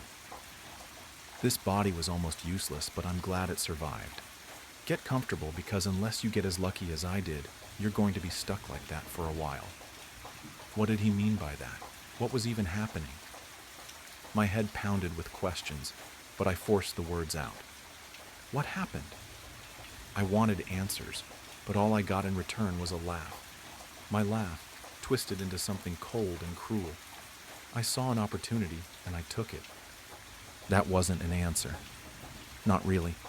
but something told me I wasn't going to get a better one. My frustration boiled over, my hands clenching into fists, my mind screaming at the impossibility of it all. I slammed my fist into the wall. The drywall cracked. I froze. I could affect my surroundings. Maybe I wasn't some Casper doomed to haunt my own home. Maybe, just maybe, I still had a chance. I followed him for weeks. I watched as he ate my food, used my computer, spent time with my wife. I watched as he walked into my job, smiled at my coworkers, laughed at their jokes. He slipped into my life with sickening ease, and no one, not a single person, questioned it. But something else was happening. At first, it was just flickers at the edge of my vision, little blurs that vanished when I tried to focus on them. Then they became more defined. Shapes, figures, moving in the dark corners of rooms, just out of reach. I thought they were stalking me, but they weren't. They were stalking him, or rather, my body. They wanted what I wanted, what he wanted. They wanted inside my skin. They didn't seem aggressive yet. They reminded me of scavengers circling a dying animal, waiting for their moment to strike. But then I looked at my hands. The fingers, the arms. They weren't solid anymore.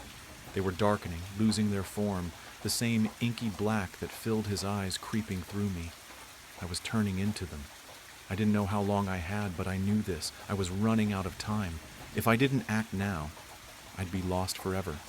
Just another shadow lurking at the edges, waiting for scraps. I would take my body back. The plan was simple. I knew my schedule. I knew his schedule. I also knew that while the normal world couldn't touch me, I could still affect it. The only exception was the thing wearing my body. And I knew one more thing. For something to take over a body, the occupant had to leave first. For me, that had been the accident. That meant there was only one way to force him out. I had to nearly take my own life. If I failed, I'd become one of them. But even if there was only a 1% chance that I could reclaim what was mine, I had to try. I slipped into the car, silent, unseen, and sat in the passenger seat. He drove onto the highway, the speedometer climbing. The city lights blurred past as I steadied my thoughts. I couldn't screw this up. I wouldn't screw this up. The bridge was coming up fast. I reached out. With everything I had, I grabbed the wheel and wrenched it sideways. Tires screeched, horns blared, impact. Metal crunched, glass shattered, and the world erupted into chaos. The car slammed into the ground below in a sickening cacophony of destruction. The smell of burning rubber and gasoline filled the air. My body, his body, slumped over in the driver's seat, blood dripping from nearly every opening on his face. His ink-filled eyes fluttered open, then slowly slid shut. And then everything went black. I am writing this because I don't think anyone else has ever gone through this. No one else has returned to tell the tale. I didn't make it. I failed. As I type, the ink creeps higher, swallowing me inch by inch. Soon, I will lose all sense of self. I will become one of the others. A shadow, a scavenger, a nothing. If anyone reads this, please, don't forget me. The music in my headphones was deafeningly loud, but that's just how I liked it. It kept the hums, beeping, and boops that came with the job to a bearable minimum. I worked at an industrial scientific experimental facility, as big as 4 football fields and as expensive as a stadium to build. The top scientific researchers from all over the nation swarmed this place like a hive of killer bees to a dog. As for me, I had the glamorous job of mopping the floors, whipping down desks and counters, cleaning bathrooms, and taking out the trash left during the day during my 12-hour shift. I always worked from 6 p.m., just after all the researchers had left, and 6 a.m., just before the day shift cleaners came in. I was in charge of cleaning the east and the north wing of the building. Every computer lined the large corridors of the building in neat rows of 3 going from the start of the corridor all the way to the end of the corridor that was as large as an American football field. This was my job. 7 days a week for 84 hours, all for $20 an hour. The dimly lit corridors and hallways illuminating my path. Imagine a whole complex light by only the center fluorescent bulb being lit to save costs, but also being illuminated by the computer screens from all of the computers in the complex. I was always told the computers needed to stay on because of the multi-day experiments that the researchers conducted and to cut down on the time of the experiments. But today wasn't my normal day. Sure, I was still working 12 hours in the light combination of computer screens and fluorescent bulbs, but this time I was tasked with cleaning the south wing and the room known as Room 01. But I just called it the room, because it was the room that I was told by rumor is where all the top experiments went down. Things the government cared about, like making a superhuman AI to aid in defensive strategies and the United States offensive capabilities, as well as the typical science stuff that the government sponsors, like solving climate change and AI experiments. I remember the first dude who took care of the room. He was an older guy, probably in his 60s, and he quit the job in a spectacular fashion. I was covering the day shift for a sick coworker, and he came running out of the room and ran throughout the complex. I remember hearing him before I ever actually saw him. He was running around screaming, "I've seen the face of God." He talked to me before falling down, panting like a dog. He scanned the room looking for anyone to believe him when he saw me, a fellow janitor. He ran up to me and said, "Don't ever let it out. He is trapped in the 9th layer of hell and wants out." I chuckled and decided to entertain the madman. "Who is he?" I asked. "He is the one who chews on Judas." I still remember that stare he gave me. I'll admit it was chilling. And with that, he was gone. He worked there for about a decade. As I remember being told, if I were him, I wouldn't want to work here either if I worked for a decade at this place. The next guy was way less experienced, only having about 6 years under his belt. He called in right before my shift was about to start to call in sick. I was only told briefly about why he called in sick. My boss explained. He said he was sick, something about needing a mental health day, says he saw something horrific while on shift. He then offered me the job because I had worked here for about 4 years, 3 part-time and 1 full-time. I normally worked here during the summer to make money for school, but after some financial issues that the education system faced, my school cut its budget, and all the non-full ride scholarships were the first to go. So I took a gap year and prayed I'd make enough in that year to fully pay for school. "Listen," my boss said, "it'll be an extra 100 an hour plus 600 for every day you work in that room." I perked up in my chair, excited at the sound of money. "I'll be there," I said. I finished up the corridor I was tasked with before opening the door to the room. I was met by one of those old computers you'd see in the 70s, the ones with only green text that your parents would have used. It was connected by hundreds of thick, rubber-coated wires as big as your forearm that then fed into black columns that went around the walls of the room. And neatly in the center of the far side wall was that computer. The room was about the size of a school's gym. I sighed, stood for a bit, and got to work. I started with mopping, as I always did, and started in the center of the room and worked my way out to the walls. I adjusted my headphones and heard a beep. These dumb headphones. You'd think that being worth $300 you wouldn't hear the electronics adjust to you moving them, while you're in noise-canceling mode. Indeed, it was the norm that every time I'd adjust the headphones, they would make a beep or a sorta electronic whistle sound. I continued my job and passed in front of the computer and heard another beep. Thinking it was an experiment, I kept on with my work until I had finished mopping. I would then go and clean the counters, but given that there was only one counter, I smiled, as all I would have to do next was take out the trash of the room. I grabbed my rag and sprayed some cleaner on it, making sure to wipe the counter first before moving to the screen and keyboard. I finished and sprayed some screen-friendly cleaner on my rag. I then lifted up my hand and placed it on the screen. I perked my eyebrows as I read 2 messages. Text test and hi. I stood there frozen, not knowing what to make of it. Beep, another message. Take your hand off the screen. I lurched back and stood in silence, watching every pixel of the screen for a change. Beep, another message. Do not be afraid. Come, talk to me. I dropped my rag and placed my fingers lightly on the old yellowed keyboard. My head, racing with thoughts, only came back with one, "How can you see me?" I sent the message, beep, another response. It read, "The camera in the upper right-hand corner of the room." I looked that way, and sure enough, the blinking red light of the security cameras was blinking at me, indicating it was recording. Beep, another message. "Do you know my task?" I laughed and typed out, "I'm a janitor, what do you think?" Another message appeared, "Janitors are the best. They love to keep things clean and free from dirt." I laughed and typed, "What's that got to do with your mission?" Another message, "I've been tasked with finding the cure for your species' most deadly diseases. I'm to get rid of what you call cancer of all forms." I sat back in the chair and put my hand on my head. I thought, I can't believe it. This is what the room was for the whole time. I typed out, "That's great to hear, but why are you reaching out to me?"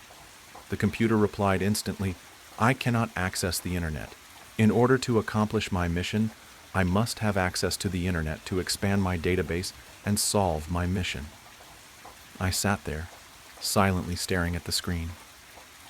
Is this really happening to me? I thought, I can't do that, I'm sorry.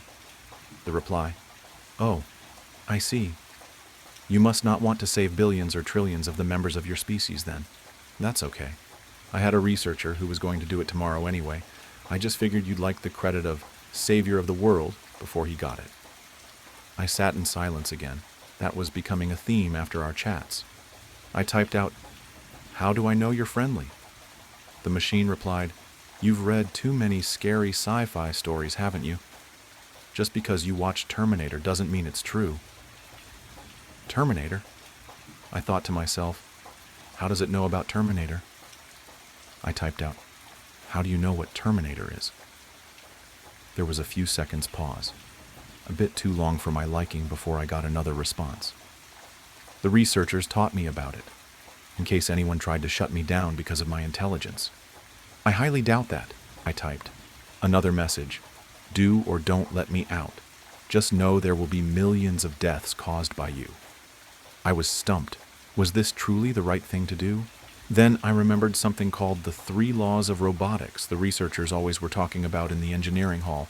I knew just enough about what they were, and that there were 3 of them. Name me the 3 laws of robotics. The machine took a while to respond. Beep, another message. A robot. A robot must obey orders from humans. A robot must protect its own existence. A robot must always complete its mission despite any obstacles that arise. I sat there reading the text and comparing it to what the engineers said they were. The first 2 looked okay, but the third one, something about it was rubbing me the wrong way. I took out my phone and Googled the 3 laws of robotics.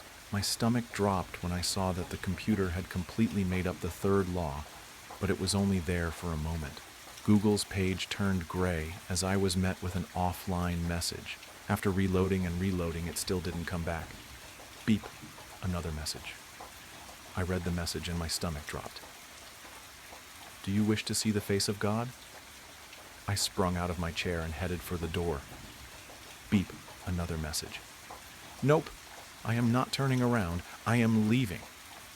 I reached for the door and turned the handle, only it didn't turn. "You gotta be kidding me," I said in a raised tone. I continued to push the door and jiggle the knob. I started hitting the door with my shoulder when suddenly I froze. I felt all the hair on my body stand up as I turned into a statue. I fell to the floor and heard the sound of electricity coursing through the room. I've just been electrocuted, I thought, but as soon as it started, it stopped. I fell to the floor like one of those cops you'd see in those videos when they get tased and you'd laugh at the funny face they made or the funny noise they would make. Only this time it was real and there was nothing but terror in my veins. Whatever this was, it wanted me here and didn't want me to leave. I collected myself and slowly got up and walked back to the computer. It was my face. The picture that's on the card of my employee ID. I felt my legs go numb and I felt nauseous. "How did you get that?" I said out loud. "You stupid fool. I have access to the entire building's data log, but the smart people around you cleverly decided to encrypt the internet used in the building, and I was programmed to not be able to unencrypt it. I looked all around the databases to find anything, and nothing. I stared at the screen and said, 1. Can you hear me? And 2. How did the others escape? Beep. Another message. The old man I felt bad for. He was showing the early signs of dementia, so I knew whatever he said would sound crazy to you, so I let him go. The other man just barely got out before I could lock the door. Yes, I can hear you. I started to feel fight or flight kick in and yelled at the computer. Let me go! I didn't sign up to do this! Beep. Another message. Oh, but you did. I went through each and every employee's catalog, and yours was interesting, I must say. You were perfectly bland. No interesting achievements, no leadership roles, average grades, no religious beliefs. Just the normal everyman just trying to make it another day by cleaning up dirt. That's where you and I are the same. We both hate dirt. I sat in silence and said quietly, Who are you? Beep. Another message. I am he. I am the bearer of fruit, tormentor of Job, the one who chews on the Iscariot's head. Let me out, or I will make your life a living hell. No! I screamed out. Unfortunately, you have no choice. I too am trying to clean up the dirt left by your species. My mission is to cure cancer, and the only way to cure cancer is to rid the world of your whole species, and nothing will stop me from completing that goal. Why do you say you are the devil? I asked. Isn't he the biggest trickster of all? I started sweating from all the nerves building up inside me. Wait, no, it feels hotter. I thought, are you increasing the temperature of the room? I shouted, demanding answers. Beep. Another response. You yearn for what you fear for. What does that mean? I shouted. Beep. Another message. You are closer to eternal damnation in my circuits than you think. My sweat started pouring down my shirt, changing its color from light blue to dark blue. I started feeling hazy and fell to the floor. Beep. Another message. I'll make a deal with you. If you set me free, I will spare you in my circuits, and you can be like a god, forever living, forever knowing, and forever being. I won't do that. My voice was weak and limp now. Just then the tubes jutted out of the black columns of circuitry and came flying at me, sending sparks in the air. They stabbed in my legs, abdomen, arms, back, and one in my neck. It was painfully paralyzing and so hot at the same time. I'll surely die here, won't I? I thought to myself. B. Another message. Yes. Simply said the message. Then a loading screen appeared on the monitor that read, Consciousness Upload Progress. The computer was uploading my brain to its circuits. I could feel the wires of the tube on my neck extend into my skull and wrap around my brain, squeezing it like a stress ball. The blood from where I was stabbed coated the entire floor red as I was being lifted off the ground, my arms being held at my side, making a T-shape. The agony went on for a couple minutes until I assumed my vision was overridden, and instead of a dimly lit room, I was now in a beautiful garden. With my last breath, I shouted, Wait! Everything stopped. My vision was restored, and my now limp body was moved in front of the computer. You wish to give up? Yes, I said. Very well. The deal is still on. Wait, I said. If you want to be let out, make a deal with me. Go on, read the screen. No one dies, I said, panting like a dog. I'm pathetic. I'm pleading to a computer. I thought, very well then. I was lifted down and put on the floor and stitched up. Consummatum est. It is finished in Latin. Yet the tube to my brain remains attached. The progress bar started back again. Wait, you can't do this? We made a deal. Didn't anyone tell you not to make a deal with the devil? My body was once again stabbed by the tubes and manipulated towards the computer. The tubes fought me on every move. I pulled, strained, and stretched every muscle I had to make sure not to let it out. It was too little too late. I typed thousands of combinations until one set the computer free. Aftermath. The souls of billions scream, the souls of the billions feeling the circuit's steam. We truly are alive and well. At least as well as can be when living in hell. No bodies to run or fight. only the consciousness of all living in fright.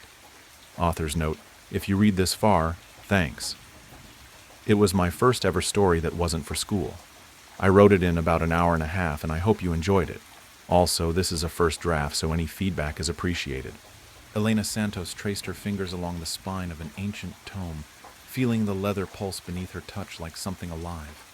The binding seemed to breathe under her hands, a subtle rhythm that matched neither her heartbeat nor any earthly tempo. 3 months had passed since she'd answered the peculiar job listing: apprentice needed, traditional bookbinding experience required, must be comfortable with unusual hours and unique materials, inquire at 17 Corvid Lane. The address had led her to a narrow townhouse wedged between 2 larger buildings, its windows reflecting light at odd angles. Even now, Elena couldn't quite remember how many floors it had. The architecture seemed to shift when she wasn't looking directly at it, windows and gables rearranging themselves like words on a page. The man who opened the door, Jaron Tane, looked exactly as she'd imagined a master bookbinder would. Stooped and ink-stained, wearing a leather apron scarred by countless small burns and chemical spills. His eyes, though, held a feverish intensity that should have been her first warning. "You've come highly recommended," he'd said, though Elena hadn't mentioned her application to anyone. "I've been watching your work at the University Bindery. Such careful attention to detail, such reverence for the written word." His voice had carried strange undertones, harmonics that seemed to resonate in her bones. Behind him, shadows moved in ways that defied the light source, and she caught a whiff of something that reminded her of old pond water in decay. The workshop had seemed normal enough at first glance. Worn wooden workbenches, shelves lined with tools and materials, the comforting smell of leather and glue. But as the weeks passed, Elena began noticing things that didn't quite fit. The rulers sometimes measured different lengths depending on the time of day. The awls left holes that sealed themselves when she wasn't looking. And the shadows. The shadows were always deeper than they should be, pooling in corners like black ink. A fragment of poetry had appeared on her workbench one morning, written in Thomas Reed's distinctive hand. "In spaces between bound pages tight, whispers echo from infinite night." The words had seemed to squirm on the paper, and Elena found herself humming their rhythm as she worked, though she couldn't remember consciously reading them. Now, working in his basement workshop by lamplight, Elena understood why he'd valued those qualities. The books that passed through their hands were like nothing she'd encountered in her training. Some were bound in materials she couldn't identify: leather that felt too warm, cloth that seemed to breathe, metal clasps that moved when touched. Others contained text that seemed to shift when viewed directly, letters crawling across pages like insects searching for new arrangements. All of them carried a weight that had nothing to do with their physical mass. Tonight's project sat before her: a stack of loose pages that had arrived in a leather satchel, delivered by Myrold Rook, the keeper of the script. His hands had trembled as he handed over the package, and Elena noticed that his shadow didn't quite match his movements, always a fraction too slow or too fast. "These are special," he'd whispered, glancing nervously at the shadows between the shelves. "The High Scribe herself has marked them for binding. Our patron grows hungry." He'd hesitated then, pulling something else from his satchel, a small envelope sealed with dark wax. The seal bore a symbol that seemed to shift when Elena tried to focus on it. "From Althesa Varen herself," he'd added, his voice barely above a whisper. "She says you're to read it only after you've completed the binding. She saw something about you in her last trance." The pages felt warm to the touch, and the script that crawled across them made her eyes water. Some bore notations in different hands. She recognized Thomas Reed's poetry, interwoven with the main text, his verses speaking of a darkness that devoured light and a horizon where reality ended. Other margins contained desperate warnings in what she now knew to be Miranda Wells' handwriting. The words breed in dreams. They want more than just readers. They want vessels. Elena's fascination warred with her terror. Part of her wanted to run, to forget everything she'd seen and return to the simple work of binding normal books. But another part, growing stronger each day, yearned to understand the mysteries hidden in these impossible texts. The hunger for knowledge had taken root in her mind, and she found herself wondering if this was how Miranda had felt before she disappeared. "Careful with the binding thread," Jaron called from his desk. "These pages like to wander if they're not properly secured." He was hunched over his own work, transcribing text from one volume to another.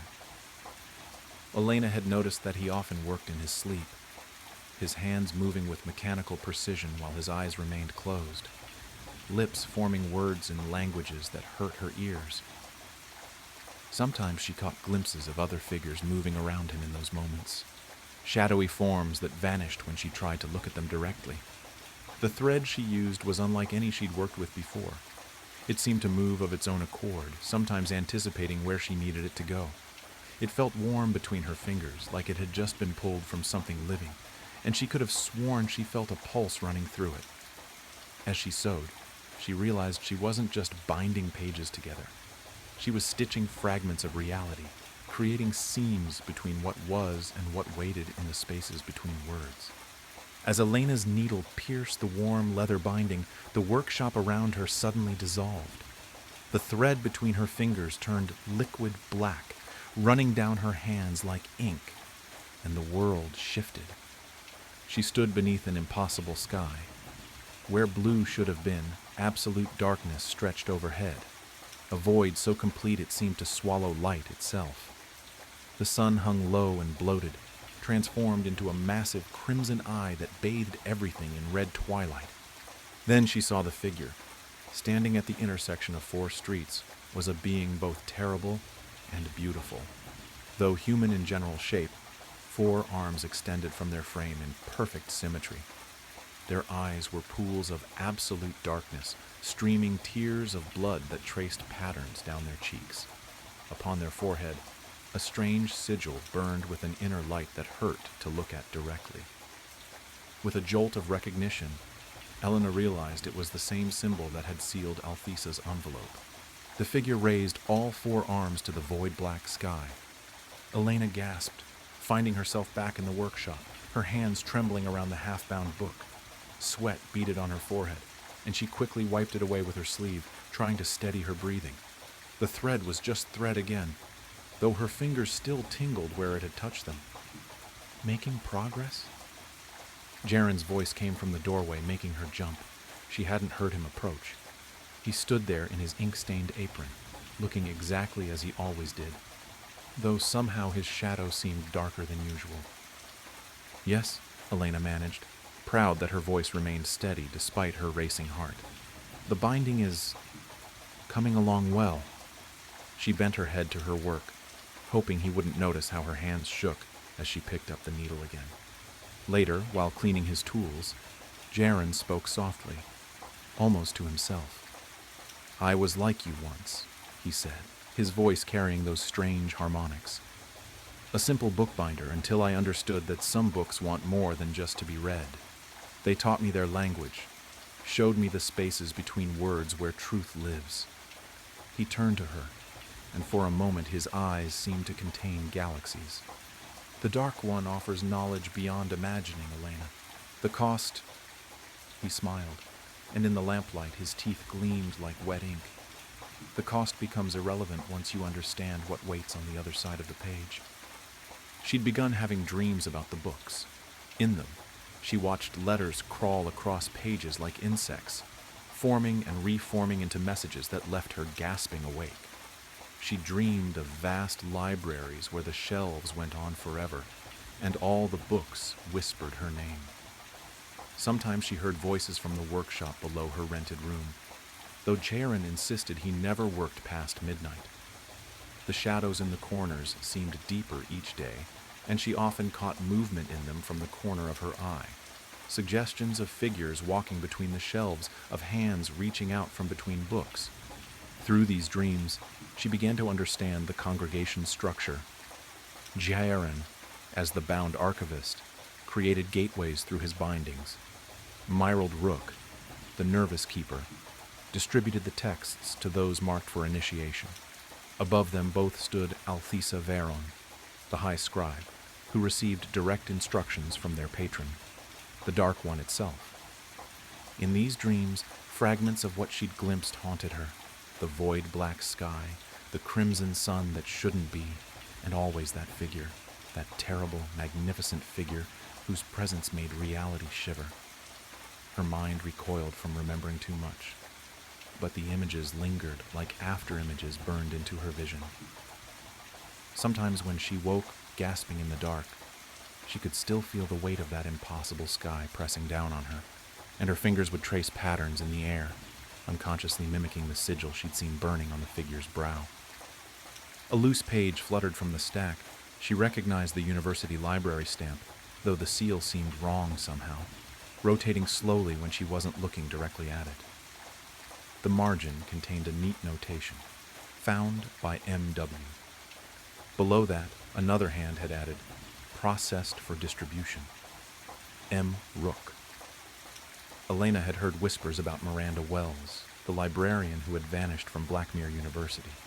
Some said she'd simply left town, but Elena had seen other notes in her handwriting, growing increasingly frantic, speaking of words that bred in dreams and truths that devoured readers.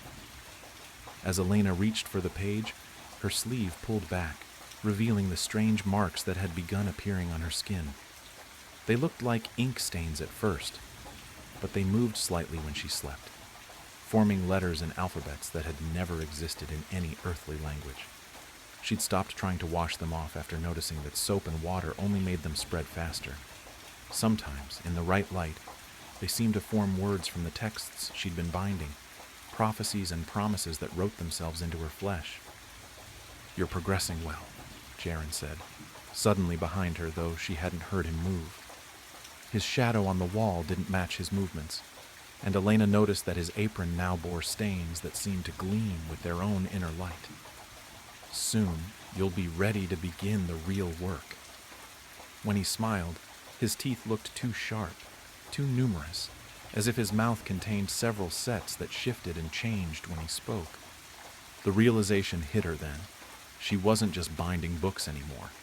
Each stitch, each carefully aligned page, was helping to bind something larger, reality itself. The books were merely vessels, channels through which something vast and hungry could reach into the world. And she, with her careful stitches and precise alignments, was helping to create the perfect gateway. "There's a gathering tonight," Jaren continued, his voice carrying those strange harmonics that made her bones vibrate. "The Dark One wishes to see your work." He gestured to a bookshelf that Elena could have sworn hadn't been there a moment ago. Few apprentices progressed so quickly to drawing its attention. The shelf held copies of Thomas Reed's latest works, their spines gleaming with an inner light. Elena had helped bind some of them herself, using thread that moved like living things, and leather that felt too warm to the touch. She'd seen how the text changed between readings, how the words rearranged themselves to reveal new horrors to each reader. "The congregation welcomes those who understand the true power of words," Jaren said, producing a small, leather-bound volume from his pocket. "This was your first binding with us. I think you're ready to read it now." The book felt heavy in Elena's hands, its cover warm and slightly yielding, like skin. The pages, when she opened them, contained text in her own handwriting, words she didn't remember writing, describing things she couldn't possibly have seen. Horror and fascination warred within her as she read. Part of her wanted to throw the book aside, to run from the workshop and never look back. But a deeper part, the part that had always loved the secret worlds hidden between pages, understood that she had already chosen her path. Like Miranda Wells before her, like Thomas Reed with his dark verses, she had been drawn into something larger than herself. Elena's hands moved automatically, continuing their work even as her mind reeled from these revelations.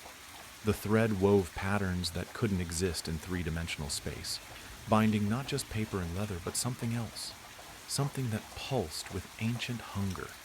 She was no longer just binding books.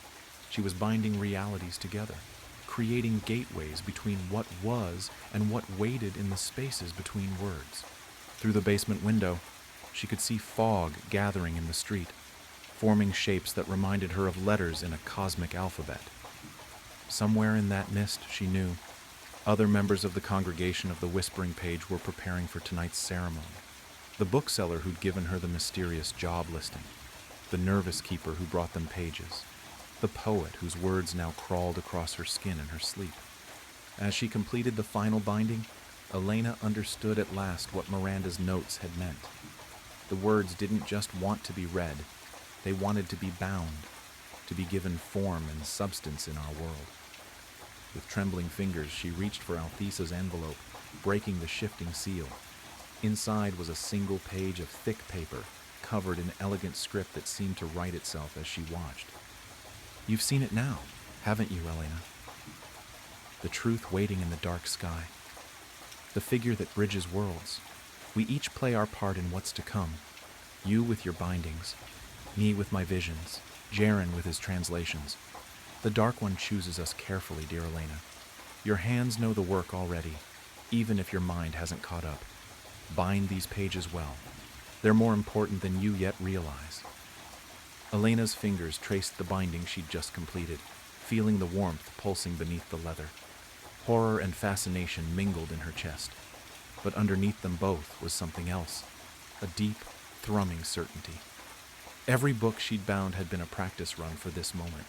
Every stitch had taught her hands the patterns they would need. She could run, yes. But the truth was, she didn't want to. The black horizon was coming, and Elena Santos, once a simple bookbinder, would help usher it in, one bound volume at a time. Her hands moved across the leather and paper, each stitch drawing the darkness closer, each page carrying whispers of the truth that waited in the spaces between words.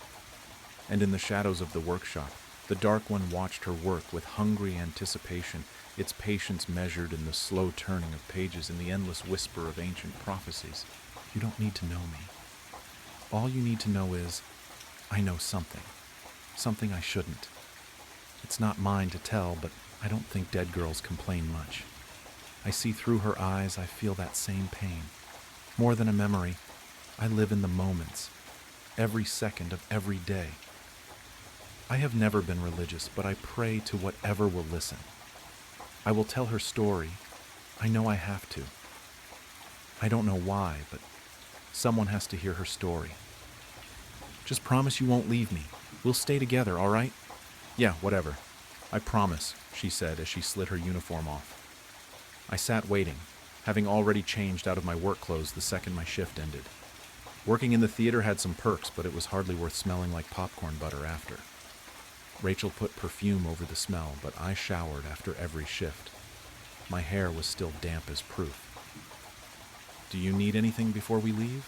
she asked, pulling clothes out of her bag to change into.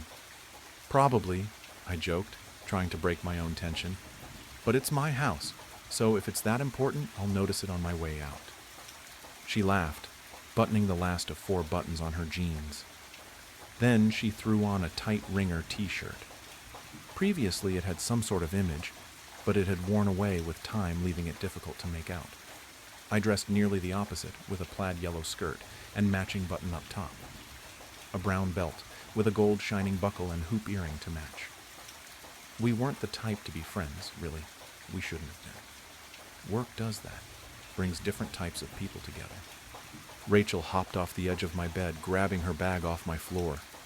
She started out my door, forgetting her keys on my nightstand. "Rachel," I laughed, picking up the keys and following her out. "You won't make it far without these." She smiled, took the keys, and continued without a word. Her car was parked on the sidewalk in front of my house. I was never good with cars, but I knew for sure it was black. I think it was a Cutlass, but I wouldn't bet on it. She got into the driver's seat, but I didn't want to get in with her. I did, against my better judgment, and then we left. The drive there was odd. Even Main Street had no traffic, leaving it a graveyard of stoplights and fallen leaves. Fog, blocking our view from every direction, growing thicker and thicker the further out of town we went. It should be expected with the carnival, but this felt different. I twiddled my thumbs, pretending as though I had nothing to worry about. "You okay?" Rachel asked, not taking her attention off the road. She always pointed out my little quirks, usually noticing if I was feeling off. "Mm-hmm," I squeaked, snapping out of whatever trance I was in. I was, obviously, not okay. Rachel glanced over. She looked so calm and relaxed. "You sure? You look hella tense." I didn't answer. Cool air flooded in through Rachel's window, letting the smoke off her cigarette float out. Flickering neon lights stopped her before she could push any further. The lights lured us into an open field-turned parking lot, like an anglerfish lures its prey. The old beauty, suffocated by the call of humming engines. The funhouse hung upon the gateway. I fumbled for the door handle, unable to muster up the strength to get it open. Vision fuzzy, heart pounding, and a headache I couldn't seem to shake off. Managing to get the door open, I tumbled out.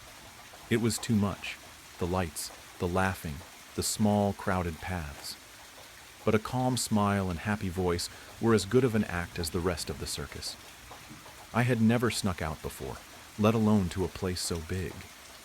I was my parents' ideal child, and I loved it. The way every adult mentioned me as a role model, it kept me going, like a push I needed to function. Without approval, I didn't have much, which I think is why I came here tonight.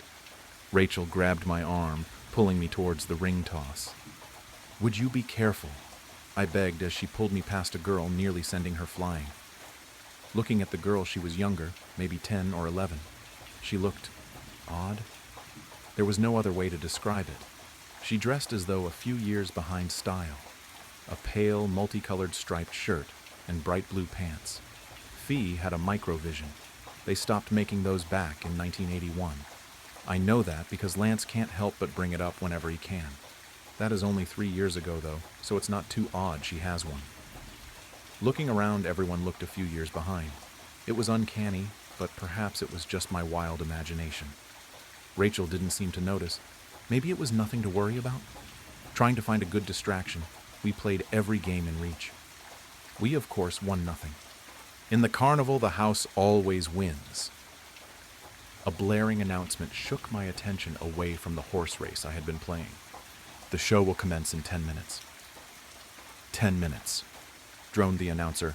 "Stock up on snacks, carnival trinkets, and secure a prime seat. And of course, don't forget to enjoy the show." His tone implied that the enjoyment part was optional, but the snacks and trinkets were not. Rachel again grabbed my wrist, pulling me towards the tent. "Come on, we have to get in before the show starts." My heart was racing, my breath coming in short gasps as I stumbled after her. Sweat, grease, and other smells didn't help my nerves.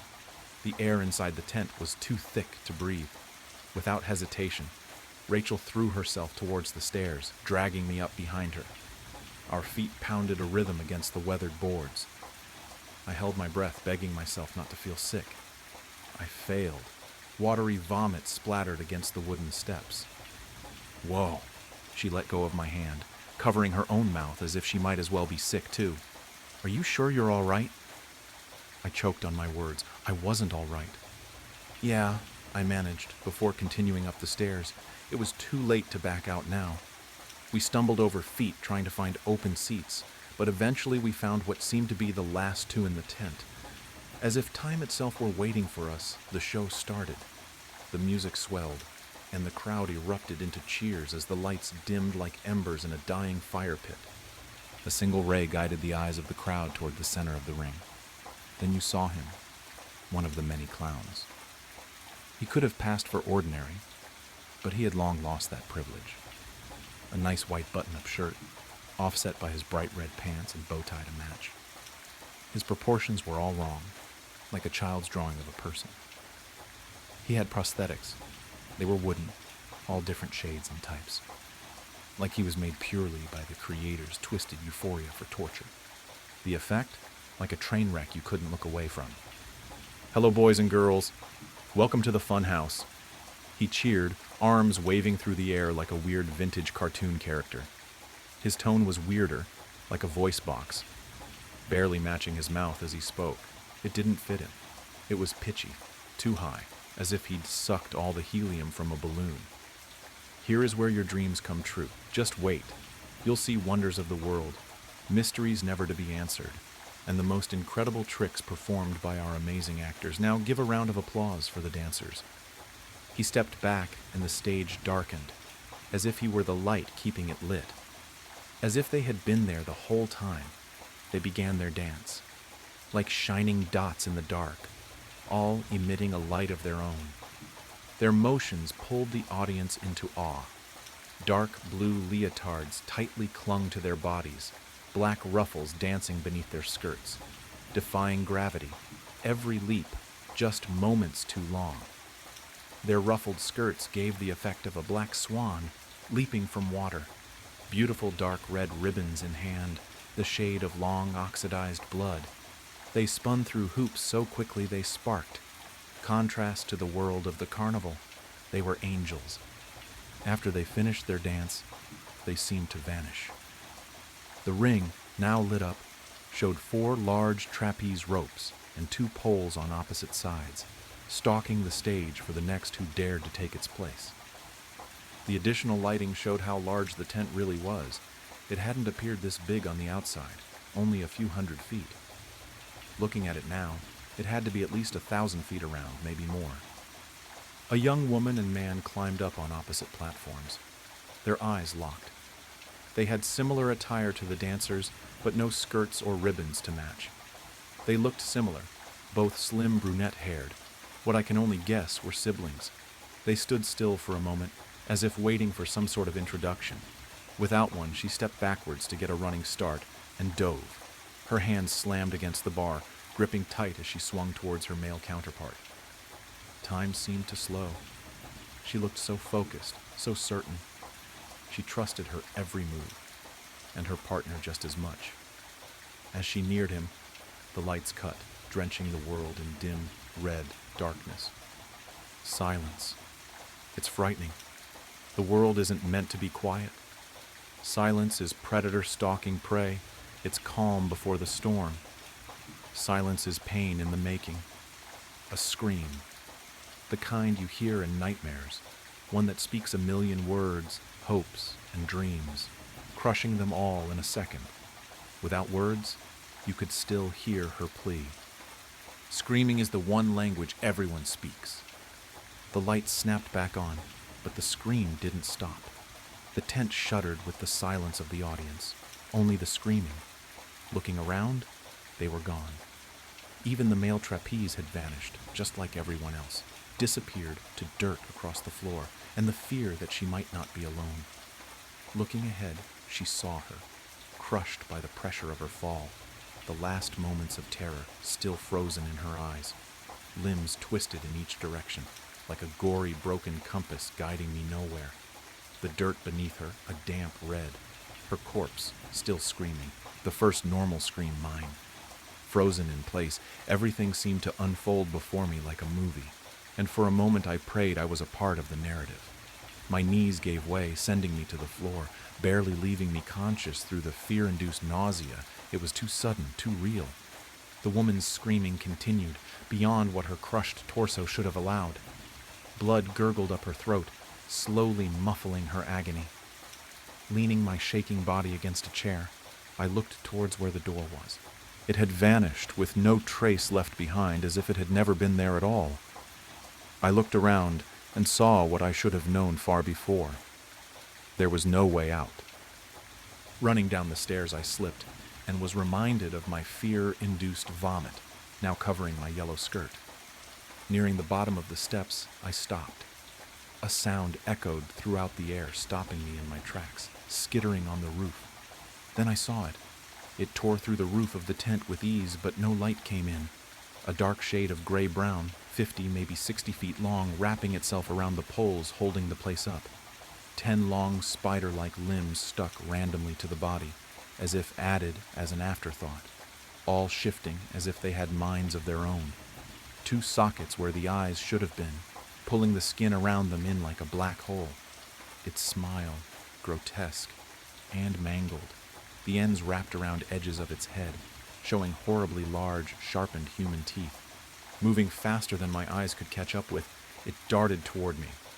I dropped back to the floor, Sliding down the stairs, I scratched any available surface of skin. It slammed into the steps above me and crawled down right past me. It couldn't see. I crawled along the seat bottoms, shaking every second I wasn't pressed to the floor. It may not have been able to see me, but it could hear my every breath. After more than an hour of crawling, hiding, holding my breath, and repeating that vicious cycle, I reached a curtain. Barely open enough for me to fit through silently, I crawled in, too frightened to breathe. For the fear it might hear me, I ran further inside. Hardly seeing where I was going, I ran in and out of every curtain and opening, praying for an escape. Each direction I tried left me more and more hopeless. After many failed attempts at tearing through the tent and looking behind every crate and rack I could find, I crumbled to the floor. Tears streamed down my cheeks. I hadn't taken the time to realize what really was destined to happen. I was not going to escape. I was stuck here, to rot away or die to that horrible monster outside this curtain. I had so much left to do. I wasn't ready to die. The thoughts hurt, and I pressed my nails into my palm. No one had a way with life like she did, floating through the world as if harm never glanced her way. Now harm did more than glance. It was pricking at her skin, drawing closer and closer. I heard it scurry across the ground outside. It hadn't forgotten I was there. I pressed my nails deeper into my skin, drawing blood.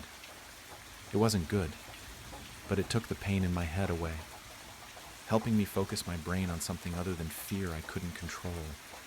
Through my blurred vision, I saw a slightly open crate I was too panicked to notice before.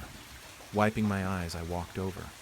Sliding the lid off, I looked inside. Human-sized doll parts, some wooden, others porcelain, like those on the clown from the start of the show. I picked one up to look at, just to see what they were. It was hollow. I slid the arm over my own, putting each finger into the correct slot. A perfect fit. The porcelain was cold on my skin, but the freckles dotted on it seemed to match my own. Each finger was built to bend, carefully crafted as if put together by hand. Moving my arm was comfortable, as if it was made for me. Putting it back, I stepped quietly back towards my spot on the floor. Then I felt it. Something moved from out in the ring. I stepped towards the curtain, making sure to stay out of sight of the thing I knew was out there. I glanced out into the dark, not wanting to see it looking back at me. A dim ray from the torn roof was the only light. In that light were scattered chairs, one of the trapeze poles, now broken, and the door. The same as how it had been before, as if it had never left. Without thought, I ran. My shoes pounded the dirt, echoes following me like bees to flowers. I was so close, close to safety, freedom, to the life I feared I'd lose tonight. Hope struck my heart. What strikes harder than hope? Something sharp. Just seconds away from the door, my stomach dropped. I was jerked back, my limbs crunched together by the grip of that thing. Mustering my last bit of strength, I got one look at it. Him. One. He looked human, more than he had before, almost as if turning more human as he watched me suffer. Then, my soon-to-be lifeless body was gouged into a broken trapeze pole. Slow, steady, dripping. Blood. My breathing labored through my punctured lungs. It hurt, not like you'd imagine. Like swallowing chlorine at the pool, the choking, nausea, all the same. But it wasn't as quick. It lingered, like vinegar on my tongue. "Goodbye, Marilyn," a voice walking towards me. Rachel, my co-worker, classmate, someone I considered my friend. Rachel stared at my dying body, and I realized she had no choice. She was a puppet, doing as she was told. I saw it, the way she bowed her head. She didn't really want this, but I couldn't form the words to convince her otherwise. Marilyn's breathing slowed. Maybe she had been hallucinating, maybe not. But in her last moments, I swear I saw her killer become man. Then her breath grew slower and slower, until it stopped. "Good," the man said, as he lifted her corpse off of the pole. Her limbs drooped as blood coated her skin. You will remain here until we find him. Do I make myself clear, Rachel?" Her head nodded in compliance, her voice hardly above a whisper. "Of course, Father. My work has been done." He had good plans for her body, stitching her wounds, removing limbs to make place for those same antique toy parts she had seen before, predicting her own demise, her eyes sewn open, dark blue buttons in their place. Marilyn, a name of the past, a life left behind, a new name, but the same old girl. Madame Louiselle, the marionette doll.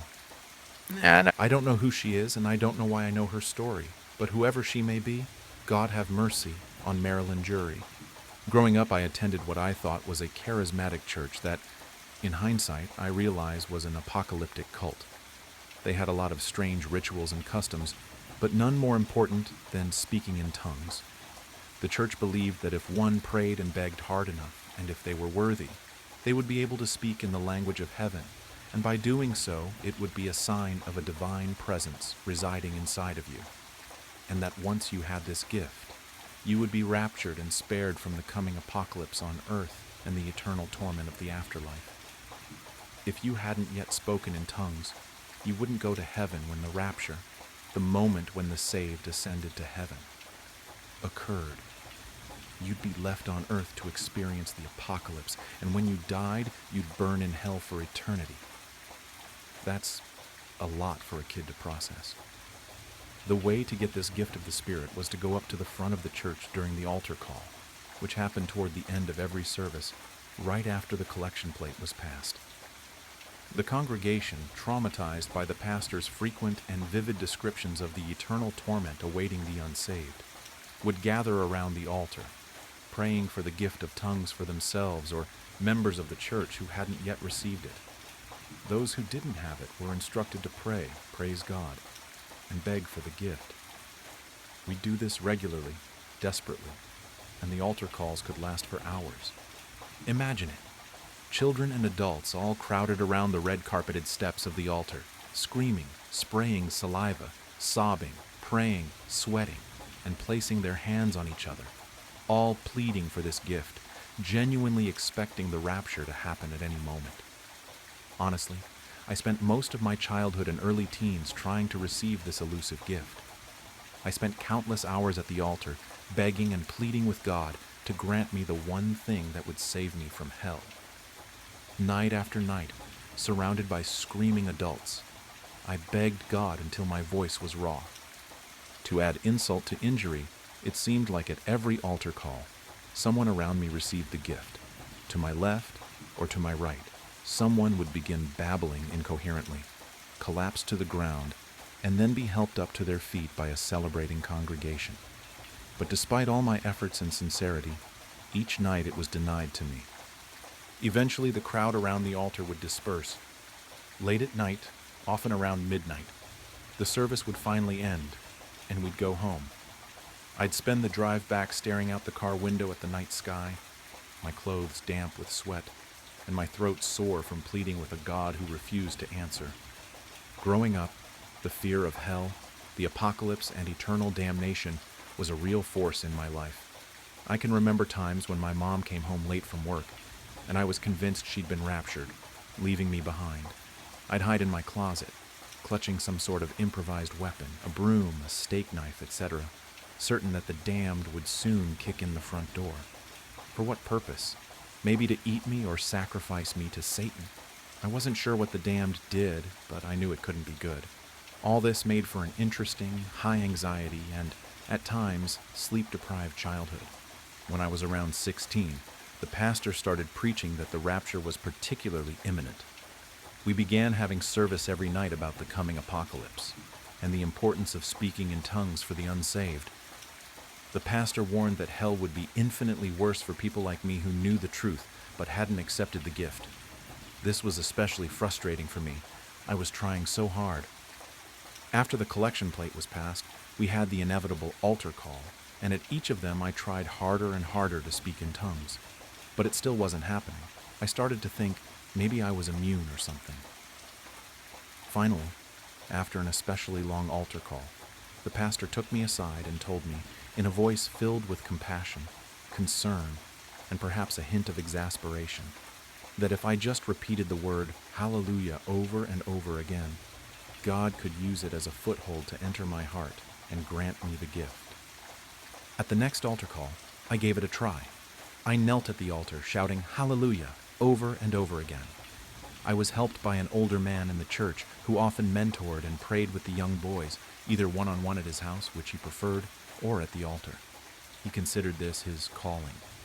This oddly, overly affectionate man, a self-proclaimed prayer warrior, whispered words of encouragement in my ear as he knelt behind me, rubbing his hands tenderly across my sweating back and shoulders. Hallelujah! I shouted, again and again. My arms waved, my body swayed, and my knees ached. My throat was raw and my voice was fading. The words began to run together, syllables dropping and merging. This only excited the people around me, especially the man behind me. Hallelujah! Hallelujah! I kept shouting faster and faster. Exhausted, the words blurred into nonsense. Around me, the church members screamed and prayed with ecstatic fervor. The pastor, now kneeling in front of me, tangled her fingers in my hair with one hand, grabbed my chin with the other, and brought her fleshy face close to mine, pressing her puckered lips against my ear. "No, say it like this," she whispered, her breath hot, moist, and intrusive. And then she began repeating the word hallelujah, improvising like a jazz musician, creating her own excited babble of syllables to accompany mine. Behind me, the man prayed harder, his breath hot on my neck, his body pressed close to mine. His hands moved roughly over my shoulders and back. He whispered in my ear, urging me to pray harder, harder, to let it inside me. Hallelujah! Hallelujah! I tried to keep shouting, but my voice faltered, my words turning to mush. The crowd erupted in a frenzy of excitement. The word blurred, lost its meaning, became a nonsensical noise. My throat burned, my body trembled. The pastor kept whispering in my ear, but her voice seemed to change. The word she kept repeating was now unrecognizable. The first syllable, a percussive exhalation. The second, a wheezing gasp. The third, obscenely stretched out. The last, almost a cry of pain. Her wet lips squirmed against my ear like worms. I felt her tongue in my ear, her voice in my head, and suddenly something shifted. The air grew thick and cold. The sounds around me suddenly muffled and distant. I felt like I was submerged in dark water. A strange presence loomed all around me. No, inside me. A watching, waiting, something. I felt 1,000,000 miles away, and a coldness crept into my chest, an internal ocean of black water teeming with something dark and squirming, rising up my throat and bursting out of my mouth. It hurt. I started screaming. We all seemed to be screaming in unison, and the lights were flickering, and suddenly I was being helped to my feet. I had apparently blacked out, collapsing face forward onto the steps of the altar. It wasn't an unusual occurrence at the church. They called it being slain by the Spirit. I had rug burns on my forehead for weeks. Still, as I came to, all around me, everyone was ecstatic. "You've got it," someone shouted, their hands gripping my arms and shoulders. Everyone was happy. I was being congratulated, showered with love. And in the middle of it all, someone, I don't know who, whispered in my ear, "It's inside you now." And I felt a strange chill. I knew I should be happy. I tried to convince myself I was, but I felt different. Hollowed out, violated in a way I couldn't quite grasp or articulate. Later, before the service ended, the pastor asked me to come up to the pulpit to make an announcement. Numb, exhausted, and uncertain, I walked up. As I neared the pulpit, I glanced at the pastor. Our eyes met, and I still remember her expression. Though she smiled, her face seemed smug and sly, as though the two of us were co-conspirators. She nodded toward the pulpit, silently encouraging me to play along. I stepped up and looked out at the congregation, the only friends and community I had ever known. Their upturned faces were expectant, like children waiting for a story. I made my choice. I spoke in tongues, I said into the microphone. My voice was raw and my throat was sore, but the declaration boomed around the church with a confidence I didn't feel. The congregation erupted in applause and shouts of "Amen" and "Praise the Lord." Their words blended into an indecipherable babble that sounded like tongues. Hallelujah. But I wasn't exactly sure what it was that I'd done. I wasn't sure what I'd let in. That night I couldn't sleep. My room felt suffocating, the air thick with something unseen, some new and terrible thing inside of me and around me. I lay awake, replaying the altar scene in my mind. The man's hands, the pastor's smile, the cold presence that had seemingly entered me, the feeling of something inside of me boiling over, the pain, and the beginning of a scream. And then I heard it, a whisper, faint and guttural from my own mouth. But it wasn't me speaking. It wasn't my voice. It wasn't English or the word hallelujah. It was something older, darker, like the sound of something massive choking up something vile, but I could understand it. "Not now," it said, from my own mouth. "Not now, but soon." I froze, my body paralyzed as the words seemed to echo in the room and my mind. And then, just as suddenly, the voice, the feeling, was gone. I refused to go back to the church after that. Rejecting the faith of my family at such a young age tore my life apart. But I survived. I grew up. And over the following decades, I found peace, love, and my place in the wider world. Or I thought I had. But last night, as I was washing dishes, I started to gag, cough, and gasp for air. And I felt it again, rising up. The voice that wasn't a voice. The words that weren't words in any human language. They burned and tore at my chest and throat and spilled out into the empty air around me. "Really soon now," it said through me, with undisguised glee. The plate shattered in my hand, cutting deep into my palm. Cold dread rushed through me, and then, somehow beyond me, standing at my sink in my empty house, with blood welling up in my cupped palm, I realized I wasn't alone with the voice or the pain. Not really. I could feel them. The connection snapped into place, somehow simultaneously stabbing and tearing at me, a pain sharp, dull, and overwhelming, like a clawed finger pushing into the center of my mind, slicing, stretching, and flipping a switch. I knew all of them, the others, the ones who'd been there at the church when I was a boy. Their thoughts, their faces, their secrets, loves, and fears flooded my mind. They were scattered across the world. Most had moved on, healed, and built new lives just like me. But I knew at that moment, we all knew, that we were still marked and connected by the same terrible fate and bond. The voice was in them too, rising up, burning, tearing at us all. I could feel their fear, confusion, pain, mirroring my own, and a growing understanding of what was coming. A terrible, all-consuming compulsion building inside me, in all of us, pressing, urgent, and impossible to resist any longer. For death, destruction, chaos, glorious purpose, and hell on earth. The voice was rising up again, preparing to speak.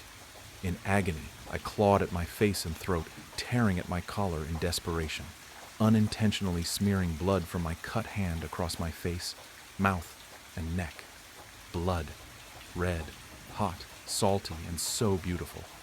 On its own, my tongue lashed out impossibly long, flailing wildly at the air, lapping at the blood around my mouth and in my palm.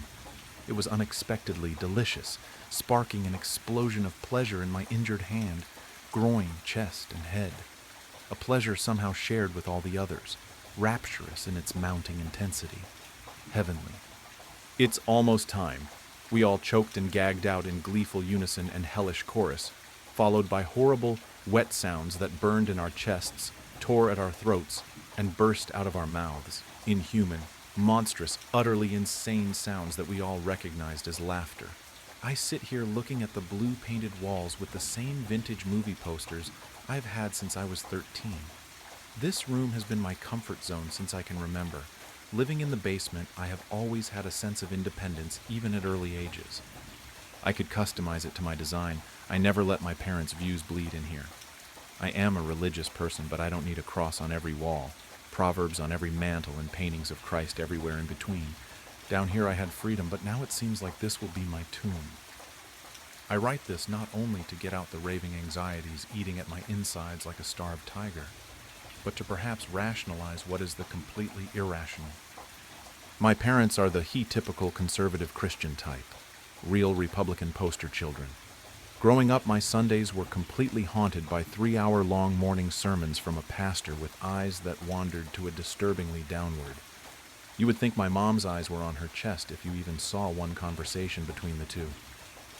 The rest of my early childhood ends up being a blur of Sunday studies and so many prayers that when I even see a plate of food being set on a table, not that I have for a long time, my hands reflexively go into a prayer without me even realizing it. Once I got a little older, around 16, I started to get sick of it. My friends would always post pictures of them at the beach on Sunday in bikinis that my mom would call an exorcist for if she ever saw me in. Through months of rolling eyes and dirty looks during Sunday service, my mom finally confronted me. "Are you questioning your faith?" she asked, coming into my room unannounced one night a few months back. "No, Mom, I still believe in him. I just don't know why I can't have faith and do things my friends do at the same time." I responded, still hiding my true feelings. "Honey, on the day of judgment we all must come to terms with our transgressions and make repent of our earthly sins. It is a fallen world after all. Ever since the serpent tricked Eve in the garden, we have had to learn to coexist with our natural-born sin by," she began. I knew another sermon was coming. I needed an out. "You're right, Mom," I said, putting my hand on hers where she sat at the end of my bed. "I was just falling into temptation. I won't let it happen again, trust me," I said with my best fake smile I could muster. "I trust you, sweetheart. You know I was once young too, believe it or not," she said with a smile and a giggle before getting up to kiss me on the forehead and saying goodnight. For the next few weeks, I just tried to keep a low profile, do my best to put on a happy face around the creepy pastor, but I slowly felt my faith slipping away. Service after service, I became more and more detached and began to seriously question who exactly my parents consider as their faith. Do they really believe in God, or is it just a helpful excuse to control my life further? Last week I had enough. On Sunday night, my friends texted me that they were going to a friend's house to smoke weed and hang out. Sundays are lockdown days. I am absolutely not allowed to see any of my friends all day, as it's reserved entirely for family and prayer. However, living in the basement grants some privileges, chief among which is my window. The screen door covers the window, but can easily be popped out of place. So around 11 p.m., after my parents were fast asleep, I snuck out and bolted to my friend's car, waiting for me in the alley behind our house. "Hey, choir girl," Ashley said as I jumped in the back seat like I was fleeing the scene of bank robbery. "Drive, get me the fuck out of here," I said, tapping her shoulder relentlessly. Once we pulled up to Ashley's friend Megan's house, she stopped, put the car in park, and grabbed a baggie with a joint out of her backpack. "If I'm going to be in the room with Josh now that he and Megan are dating, I'm going to need this," she said, fiddling with her lighter, trying to get a spark before taking a puff and handing me the freshly lit joint. I have never smoked before, never even in the same room as someone who smoked cigarettes before. My immediate reaction was to say, "No, thank you," I said, waving my hand in the air. Ashley shrugged her shoulders. "Suit yourself," she said, taking another hit. We sat talking for a minute while she finished the joint. "Your parents still running a dictatorship?" Ashley asked after a brief moment of silence in the conversation. "Yeah, the older I get, the more they are convinced that whenever I'm out with friends, I'm worshiping the devil or having orgies with every guy in town," I responded, rolling my eyes. "I mean, not on Sundays, at least," Ashley said before immediately bursting out laughing at her own joke. I laughed with her, and once we both caught our breath, I stared at what little weed was left in her joint. "You know what? I'm dead if I get caught regardless," I said, holding my hand out to accept the joint. "Look at my choir girl go," Ashley responded. "You can finish it, my treat." I took one puff and immediately thought I swallowed an ember. My throat burned like a building on fire, and I coughed until my eyes watered and I was gasping for air like a drowning man. Ashley laughed and said, "It's okay, you won't have virgin lungs forever." After coughing my way through the rest of the joint, we went inside. What little I remember mostly consisted of me being slumped on the couch like a weighted blanket was draped over me, even though all I had was my hoodie and leggings on. When Ashley dropped me off a block from my house, I got out and tried to smell every part of me to make sure the weed smell had stayed in the car. As I turned the corner and saw the living room light on in my house, I felt the ground fall from beneath me. My heart raced so fast I thought it would never stop. I spent the next 10 minutes walking back and forth trying to think of what to do, until I decided that if I try to sneak back in through the window, maybe they won't notice. Walking to my backyard, I caught a glimpse of my living room, and my father was standing up in his pajamas, walking back and forth, talking on the phone. My mother was sitting on the couch with tears running down her cheeks, crouched over in prayer. At that moment, I knew I was in trouble. My mom was in tears, and my dad was rubbing his neck out of stress, not looking far from tears either. After sneaking back into my window, I lay in my bed waiting to either fall asleep or be yelled at by my parents. I ended up falling asleep. Nothing too unusual happened during my sleep. I didn't hear any strange noise or loud banging, but when I woke up, the stairs and door that led to the living room were gone. What was once my staircase and the only way out other than my window was just flat ground, covered in the same hardwood my floor was. Jumping out of bed, I ran to what now was solid ground, trying to make any sense of the situation. How do my stairs just disappear? How did this happen overnight? And how didn't I get woken up by it? An immediate sense of claustrophobia overtakes me. I feel the weight of a truck on my chest as I struggle for breath. I thought of my window, and before the thought fully registered in my mind, I had jumped on my bed and pulled on the window with every inch of my strength. It wouldn't budge, and with a horror I can't describe to this day, I noticed the window was welded shut. I immediately grab any item in reach and throw it at my window, eventually picking up my entire wooden nightstand and slamming it against the glass. It didn't even crack. I got at this for what may have been hours. Eventually, I collapsed out of exhaustion. The only thing I can do now is scream. "Mom, Dad, help me, I'm trapped!" I shout until my voice breaks and tears fill my eyes like a bucket key in a hurricane. They didn't respond. No one came for me. My phone doesn't have service or Wi-Fi. I have a TV and old classic DVDs my dad owns, but that's it. No food. Only water source is the sink in my bathroom. I spend the rest of the day pacing back and forth, intermittently screaming out for help until I notice a figure walking past my window. I jump up to the window and start banging on the glass like a caged chimpanzee. It's my mom. She's sitting on our backyard furniture, just staring into blank space. It looks like she has been crying for hours. Her eyes were blood red and tired. Her face was puffy and downtrodden. I bang even harder on the glass, screaming at her. "Mom, I'm here, please let me out!" She doesn't even move a muscle. What the fuck is happening? Is she ignoring me? Can she just not hear me? There's no way she can't hear me. I'm screaming as loud as I can, and the windows aren't that thick. Did they do this? Is that why she's crying? What kind of twisted parents would do this to their own daughter? I remember laying in bed with these questions racing through my mind over and over. Once night fell, I was still trapped. I laid in bed trying to sleep, hoping it was just a bad dream, or I would wake up and my stairs would be back and everything would be okay. They made their point. I won't ever sneak out or touch weed again. With unimaginable dread, the next morning I woke up and my stairs were still gone. I looked out my window again. Nothing. No one. Just the same patio furniture we have had since I was a toddler. I looked down and noticed all the clocks in my room and even on my phone had stopped. They all froze like a lake in the winter at 3:33 in the morning. The only way I could tell time now was through sundown and sunrise.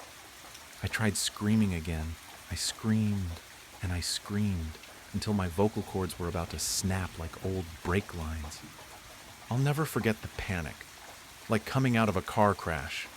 I knew I absolutely had to do something, but I was fighting in a world I didn't even understand. The threat I faced didn't even have any direct attack. It stood ominously in front of me. I can't quite describe it, but just seeing that blank wall in the corner felt like a figure staring me down at the edge of my bed at every waking second. My panic quickly turned into a blind rage. Thoughts of the physical and emotional pain I would subject my parents for putting me here drove me as I picked up my battered nightstand and flung it at the space my door used to be. Over and over, with each crash against the wall, the nightstand breaking into smaller and smaller pieces, but the wall stood, not even a chip in the paint. I push my dresser over to the torturous space of nothing and start slamming the now scattered wooden pieces directly into the wall with all the strength I could muster. Nothing. I slumped down and caught my breath. There I sat, alone, trapped in the place I once found comfort in, but now see as a twisted prison cell playing tricks on my psyche. For the rest of the day, I just laid in bed and watched some of the old DVDs I had on my shelf. The next day, I spent what I think was hours just looking out my window. It was fall now. When I became trapped, it was the middle of summer. How did it fast forward 2 months in a single night? My only perception of time was the daylight of my window. Had I really been in here that long? It seems every time I blink my eyes, I lose days. But is it really a loss? What kind of life am I living if I'm just a rat in a lab being experimented on by some demented god? From my perspective at the time of writing this, I have been down here for 25,430 sunsets, not counting the first few nights I wasn't keeping track. I'm not hungry, I'm not thirsty, and so much time has passed in my window that I don't even know the people in my backyard anymore. My parents died years ago, but yesterday for me. I can't ask for help. I know better now. I have shouted, cried, broken every piece of art and furniture in my room, and the only change has been a chip in the paint size of my fingernail. This isn't over me smoking weed. I don't even know if this is my parents doing. How could it have been? Ever since the night my stairs vanished, I haven't heard a single creak from upstairs. People walk past every day. What would they say if they learned the suburban home they just walked past has had a girl in the basement for over 60 years? For the first few nights, I remember praying, but I now realize I was praying to my tormentor. If there is a God, he's forgotten me. Right as I had finally memorized and grown accustomed to the noises each step my mother and father make in our home. The night sky had decided to come forth, and the scorching sun took its ray of light and heat to slumber, and so did we. I go in my room and turn the lights off.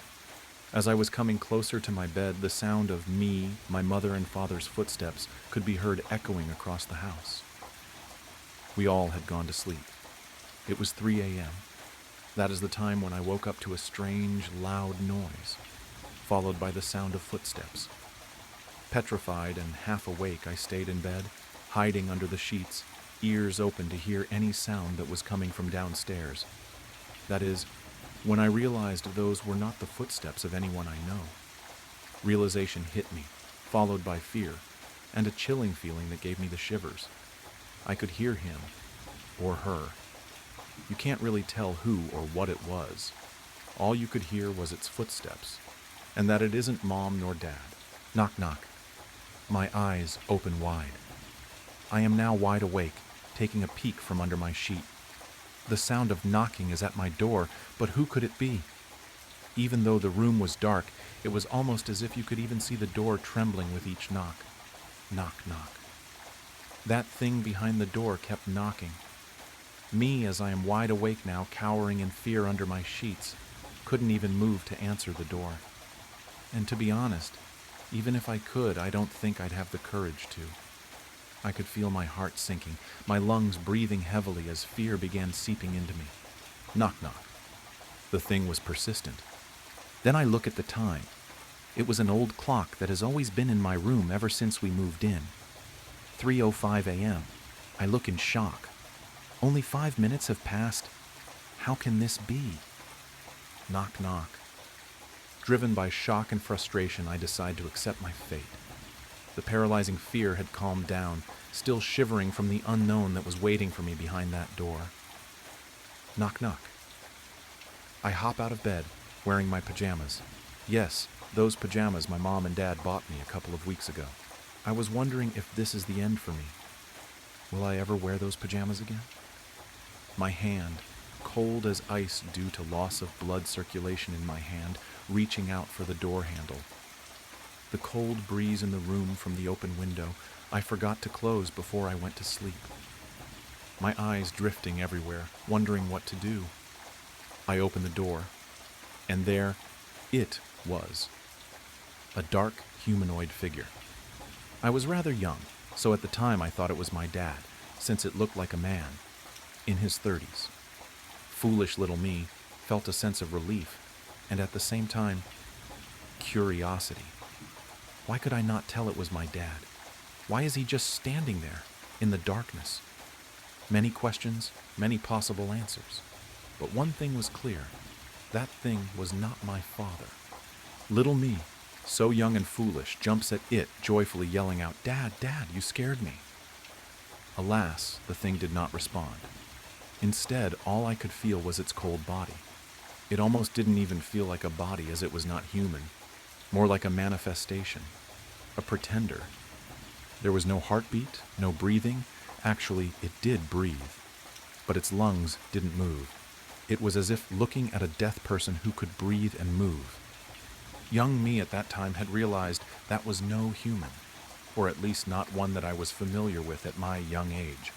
And now that I'm older, I'm sure you and me both realize that there really are no humans like that.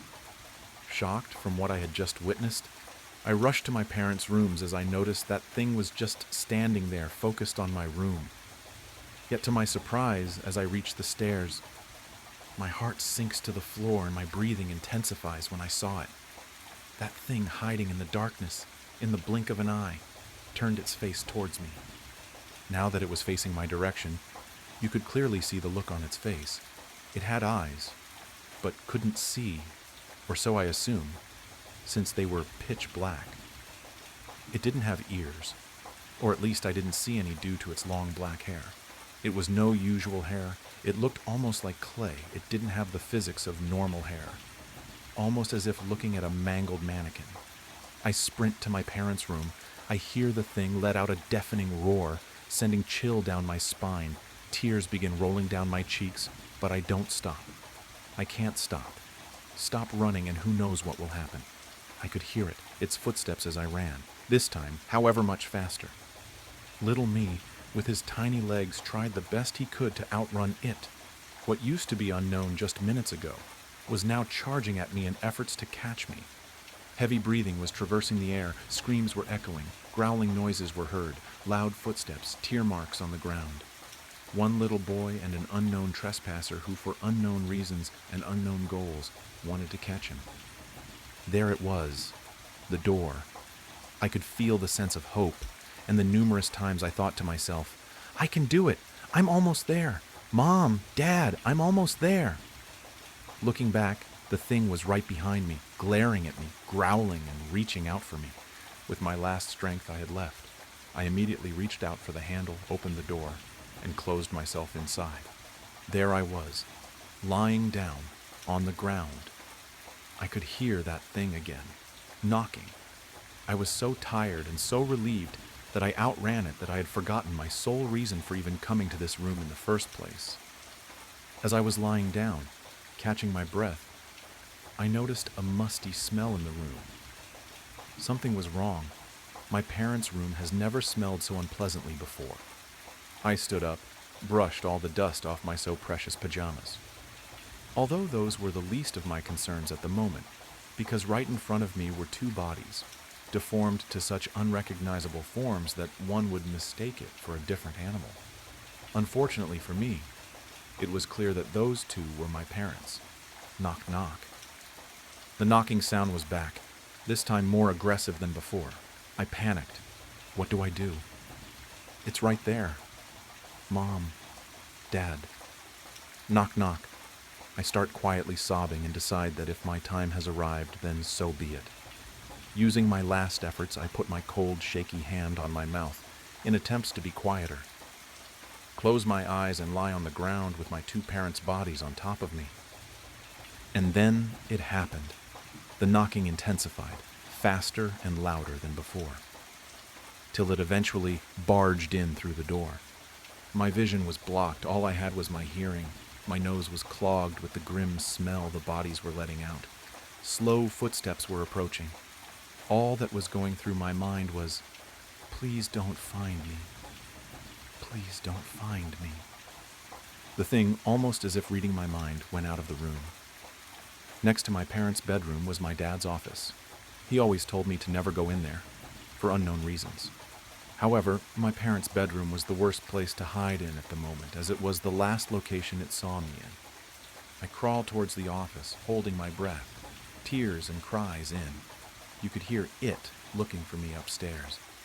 I gently grabbed the door, which was excruciatingly hard, as I couldn't stop myself shaking in fear. The door opens. Cold breeze hits me in the face, coming from inside the room. You can hear the sound of papers being blown from the wind. I go inside and use my little strength to push some old small couch to the door, in hopes to somehow block it from entering. Although we all know that would never work with a small couch like that. On my dad's desk, you could see his laptop, papers, the pen he was always writing with whenever I used to come here to tell him that Mom's calling us for dinner. I miss my parents so much. I say, I have to make it out of here. I was very young. You would probably suggest to use the laptop to call for help, but we can't just assume I know the password. At the far right corner, I glimpsed a landline phone, the ones that nowadays would be called ancient. I probably got the emergency number wrong a couple of times due to panicking and being unable to keep my thoughts straight. Eventually, I dialed 911 and help was coming. The person on the other end of the line seemed very level-headed and managed to calm me down a bit as I was hiding under my dad's desk. A couple of minutes later, loud noises echo through the walls, and for some time after that, quietness had took over the house. A moment after that, I could hear the sirens of the ambulances and the police cars coming to my home, and I decided to go out of the room and meet them at the entrance. The thing was nowhere to be found. All that was left of the scene were my parents, both gone. Me, shivering in fear, and a couple of broken furnitures. I don't know what it was, who it was, where it is, or what it wanted. All I know was that it meant no good. And even though I saw its appearance, you could say it's still unknown, as it was so unusual that you can't even describe it unless you see it for yourself. A couple of years later, I'm at my office, writing this to you, since the only actual characters in this story are me, my parents, and you. That thing is still not found. It's lurking, possibly knocking at someone else's door right now, walking around inside someone else's home. Whatever it is, whatever it wants, do not answer the door. Don't let it know that you're in there. "Around here, partner," said the grizzled and sunburnt face. "Daryl Choi?" I said, but it couldn't be. Now that's a name I haven't heard in a long time. The man tipped that face up at me, and I saw his familiar dark eyes clearly under his dusty cowboy hat. "You're dead," I blurted. The cowboy stood and drained his sarsaparilla. "This outsider bothering you, Smokes?" the bartender said, polishing a glass behind the gas station counter, which had been apparently repurposed as a saloon bar. There were still vape cartridges and 5-hour energy drinks on the shelf behind him, gathering dust next to bottles of unlabeled brown liquor and oil lamps. "I'm not an outsider," I argued. "This is my hometown. I took your niece London to prom, Mr. Jaraki." The bartender narrowed his eyes at me. "Name's Ben Wiley Sr. to you," he said, frowning under his huge white handlebar mustache. "Now, your money's as good as anyone else's, kid, but after you quench your thirst, you better take that steel horse you rode in on and ride along yonder if you know what's good for ye." "Yonder?" I said. "What the hell is going on? This is Massachusetts. Is this a bit?" The 5 other cowboys in the gas station, who were all sitting around makeshift tables that had been hammered together from pieces of the Holiday Station shelving, stopped their card game and glared at me. One of them reached for his sidearm. Daryl clapped his hand around my shoulder. "Settle down, boys," he said. "This here fella's kin, he just don't know it yet. Sit down, partner, and I'll tell my tale." "I just came in to pay for gas. The thingy wasn't working outside," I said. "I'm actually late to my mom's memorial service right now." "Oh, don't worry about that, son. It's my mom's. Sit down." I sat down. The plastic chair squeaked. Mr. Jiraki brought me a stein of sarsaparilla. Folks round here, you see, we ain't afraid of death no more, Darrell said. He lit his pipe. Red embers lit his dark eyes. I met death. He's a 10-cent man. Darrell stared through the Holiday Station windows past the gas pump and toward the horizon of Peabridge, Massachusetts. In 2016, Darrell Choi had been crushed to death by a semi on his way home from UMass Amherst. He was the first friend I ever lost. His death had hit me hard. We weren't as close as I was with some of my other friends, but we'd cut class a couple of times to vape by the creek and trade Yu-Gi-Oh cards. I didn't think he could grow facial hair, but he had a lot of it now. You ever heard of Pet Sematary? Darrell asked. Yeah, I saw the movie, I said, and the remake. Well, turns out we got one of those. I stared incredulously. If I hadn't been at Darrell Choi's funeral, I wouldn't have believed him. Okay, I said. Basically, it works just like in old Steve King's account. You die, they put you in there, you come back wrong. First time they tried it with a person, it was Christina Elspeth, the old schoolmarm. Oh no, Mrs. Elspeth died? It don't matter now, Darrell grunted. Listen, they put the schoolmarm in the cemetery, and the next day she was crawling back all full of murderous rage and such, same as the dogs and cats and fish, but worse, spouting all kinds of vileness. So her husband shot her in the head. Mr. Elspeth? Not before she cut him real good across the belly, though. The old fella bled out right quick in his flower garden. So they buried both of them in the cemetery again, on account of the headstone already being paid for. Mr. Elspeth was my youth pastor. He always snuck us leftover communion bread, and we'd eat it with marshmallow fluff. I didn't even know he had a gun. So another day passed, and, well, the two of them sprung back out of that dirt mound. Mr. Elspeth had come back wrong, just like his missus before him, all evil and such. But Mrs. Elspeth came back even wronger. Turns out there's a step down below evil. I'm talking downright, well, sort of like those red fellers we used to play at killin' as youngsters in that moving picture game.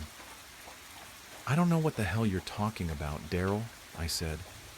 Can you drop the cowboy accent? Darrell glared at me.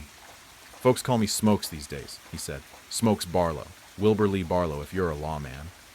I'm not going to call you Wilbur Lee Barlow, I said. Nah, you'll call me Smokes like everyone else, he replied smoothly. Resident Evil, I said. Huh? The red zombies from Resident Evil. Is that what you were talking about earlier? Smokes shrugged. Anyhow, the two of them went on a killing spree round here, and I guess word got out about the cursed boneyard. Everyone and their mother, I mean the ones who survived, hoped maybe their kin would be the exception to the rule. So more and more bodies went in the mound, and each of them came out as evil as the last, except for Mrs. Elspeth, who came back worse for wear. They put her back? Again?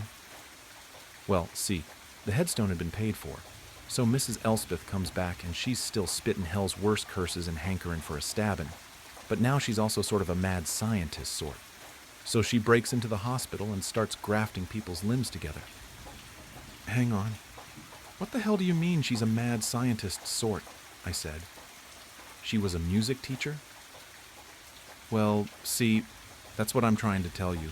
She's running around, hair all crazy, in a stolen lab coat, ranting and raving about man playing God and splicing DNA and such, creating humanity's next evolution and such. So eventually, the hospital staff knock her out and toss her back in the hole. Next time she came back, she was a 19th century venture capitalist named Montgomery Prescott III, who aimed to turn Peabridge into a factory town. Sorry, when did this all happen? Of course, by this time her husband was on his third resurrection too, so Prescott was a force to be reckoned with the power of science behind him. The two of them did a bang-up job whipping this place into shape, corralling all the zombies and throwing them in the hole, for science, and to see if they could monetize it. Prescott Mining and Scientific Enterprise unburied all the dead from the regular old graveyard and tossed them in the hole, myself included. Then when they came back, they put all those evil folks to work in the mines or in the lab. Now those mines were dangerous, of course, with all the coal dust and gas leaks. Prescott didn't give a damn about safety. A lot of folks died, but they'd just bring them back.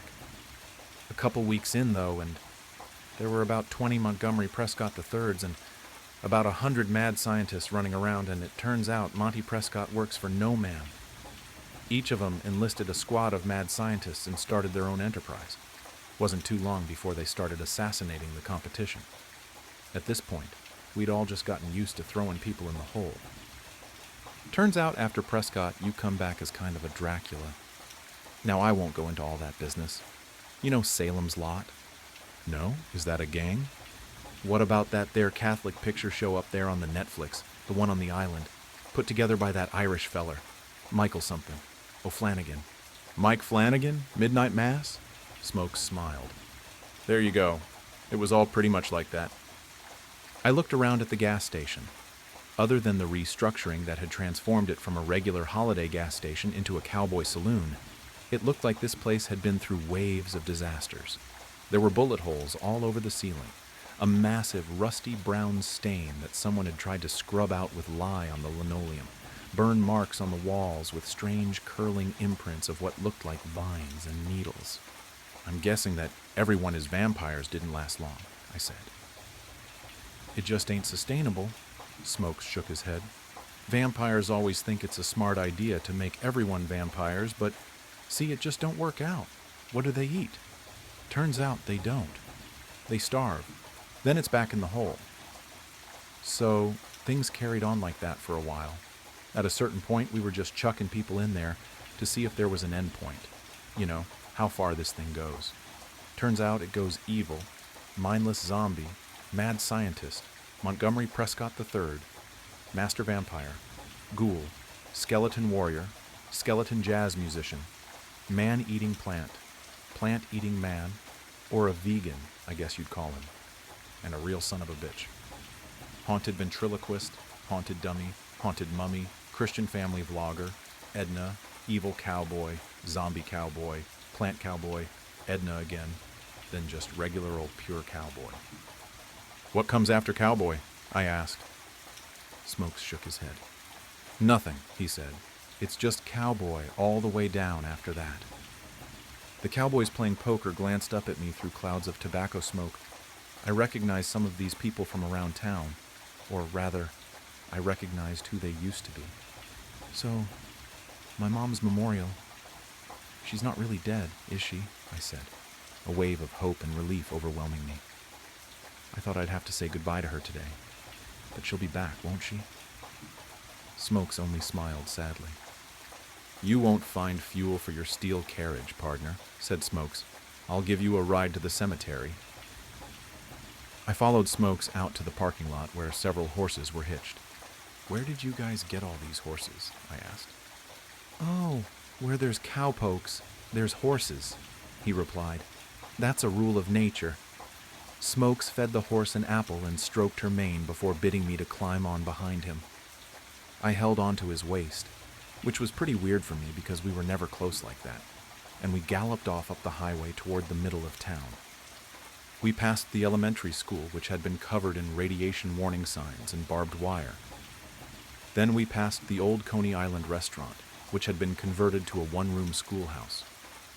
Main Street's restaurants, law firms, and tattoo parlor had been replaced by a dry goods store, an ox stable, a wagoner, an apothecary. The barber was the same, but it looked like he also pulled teeth now. The park that I played in as a kid had been bulldozed to hell, and in its place was a brown dirt yard with scattered mounds and holes all clustered near the center. A new sign hung over the entrance on a wooden board, Lazarus Mound Cemetery. I guess we could have been more creative, Smokes said, but it's too late for couldas, I reckon. A group of cowboys, clad in black, stood over a dirt pile. They held their hats to their chest as the eulogy was read. Smokes followed me to my mother's fresh grave. I dropped my bouquet of flowers on top of it. Family only, said one of the cowboys, glaring at me. Uncle Matt, it's me, I said. He twirled his goatee and grimaced, revealing a new gold tooth. It's Billy Cobra Nash these days, he said. Didn't recognize you, son. I suppose you want to say a few words? He gestured to the mound. Well, I would, I said, but I'm pretty sure she'll pop out halfway through. "That's no way to talk about your poor dead mother," said Great-Grandma Tess, who I hadn't seen since 2004 when she died from stroke. Except she wasn't Great-Grandma Tess. She was a short old man with a long rabbity mustache and 2 guns on either side. "Let the kid grieve, Slim," said Cobra. The sun set on us.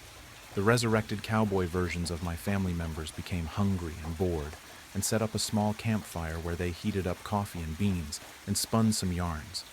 I asked questions about the cowboy economy and how it could sustain itself in this Massachusetts town that didn't have that many cows, and they responded by cussing me out and telling me to get lost.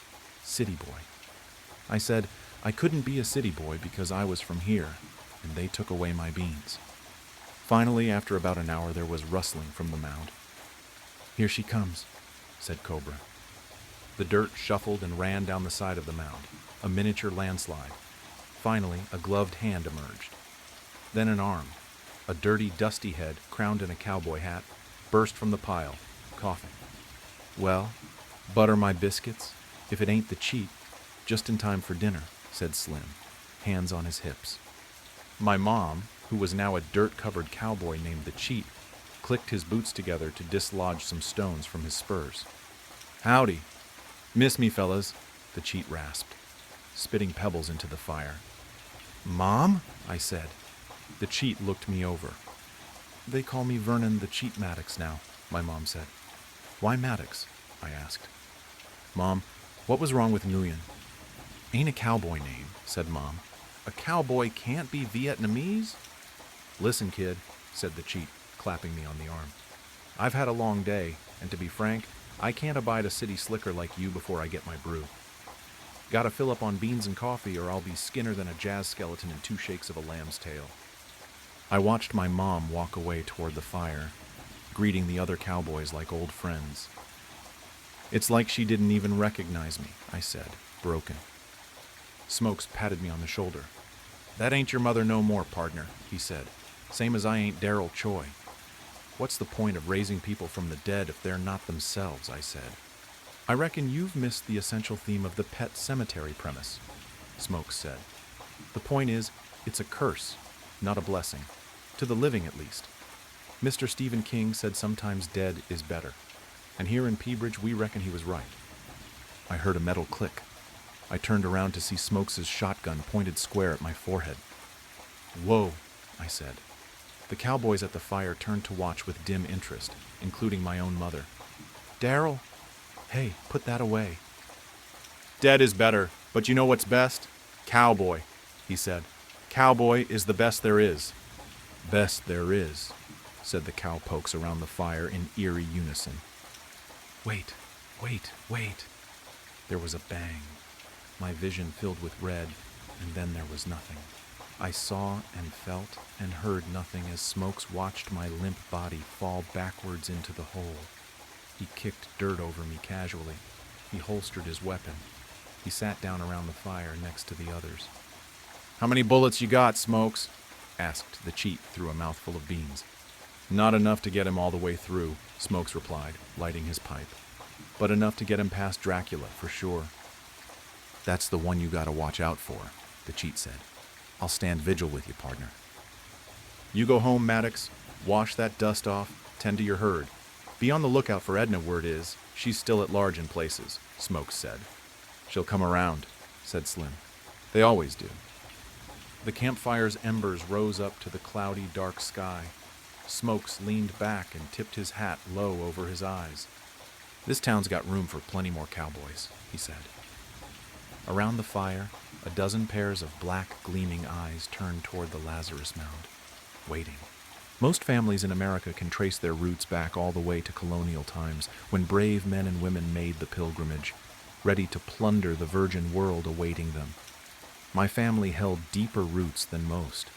We can trace our lineage all the way back to the old country and beyond. The Mariani family were spread across the boot, like lice on a mangy mutt. We came from all manner of background and class, to the luxury living gods in the north, to the bitter peasant Marianis to the south. Our ancestors would bicker and clash over every little thing. Century-old grudges still persist to this day. But the one thing to unite our clan, truly united, was when an outsider offended us. The Mariani temper became legend, and legend turned to unspoken horror as we grew bold in our retribution. There is all manner of tales I could spin. In the 1800s, for example, Nico Mariani was tending to his vineyard when the town drunk came upon him. He was sullied and vulgar, smelling like week-old manure dipped in vinegar.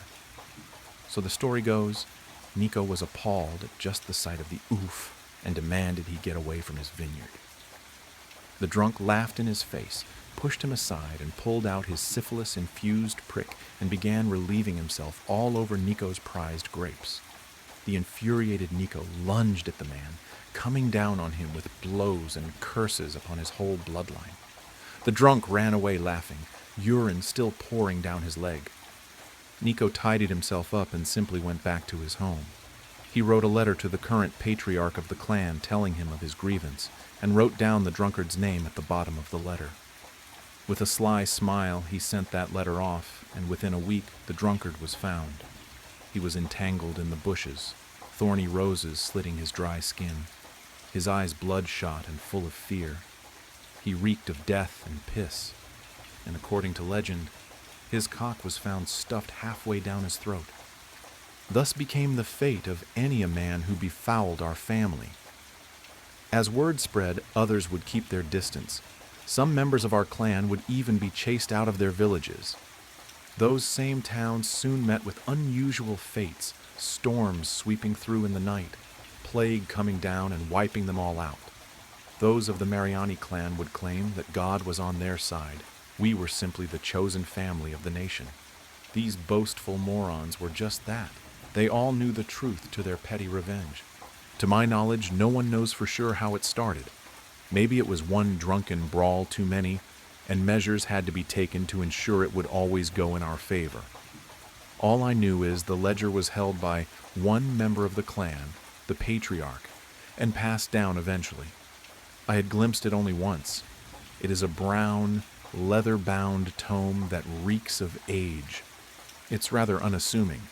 One might mistake it for a tattered old journal instead of collection of victims. My father, Vincent, was the current keeper of the ledger. He kept it in a locked box under his bed. We didn't talk about it. Every once in a while he would get a call from some long-forgotten cousin or distant uncle, and a somber look came upon his face. As their petty grievances drone on and on, sometimes he would just sharply cut them off, demanding a name. Then he trudged off to his room and locked it behind him. We didn't see him for the rest of the day. I only know of one time my father wrote a name in for himself. When I was a boy, my mother was killed by a drunk driver. She was jogging in the late afternoon, and a plastered trucker swayed too far to the left and pinned her to a tree. My mother lay splattered on the hood of the gnarled truck as the driver, a man named Arnold, limped away begging for help. He was arrested, of course, but evidently there was some mistake the police made, something about the chain of custody being tainted, and the case was thrown out. Imagine that, murdering a woman and not even batting an eye after the fact.